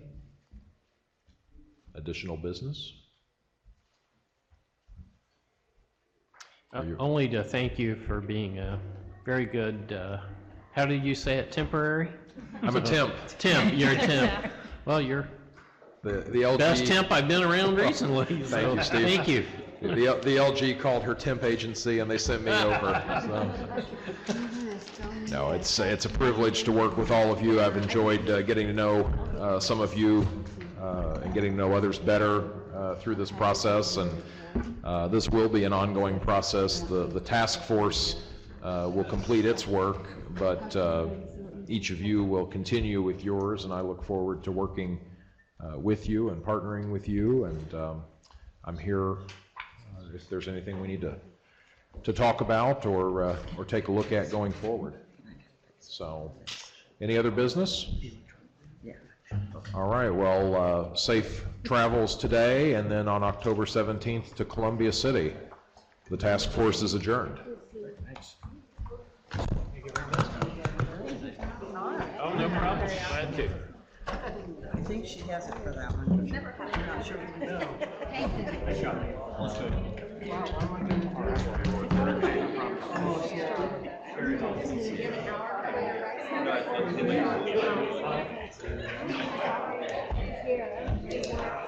Yeah. Sorry. No, I haven't. No, it's not. You're right. A lot of the recommendations. Yeah, right.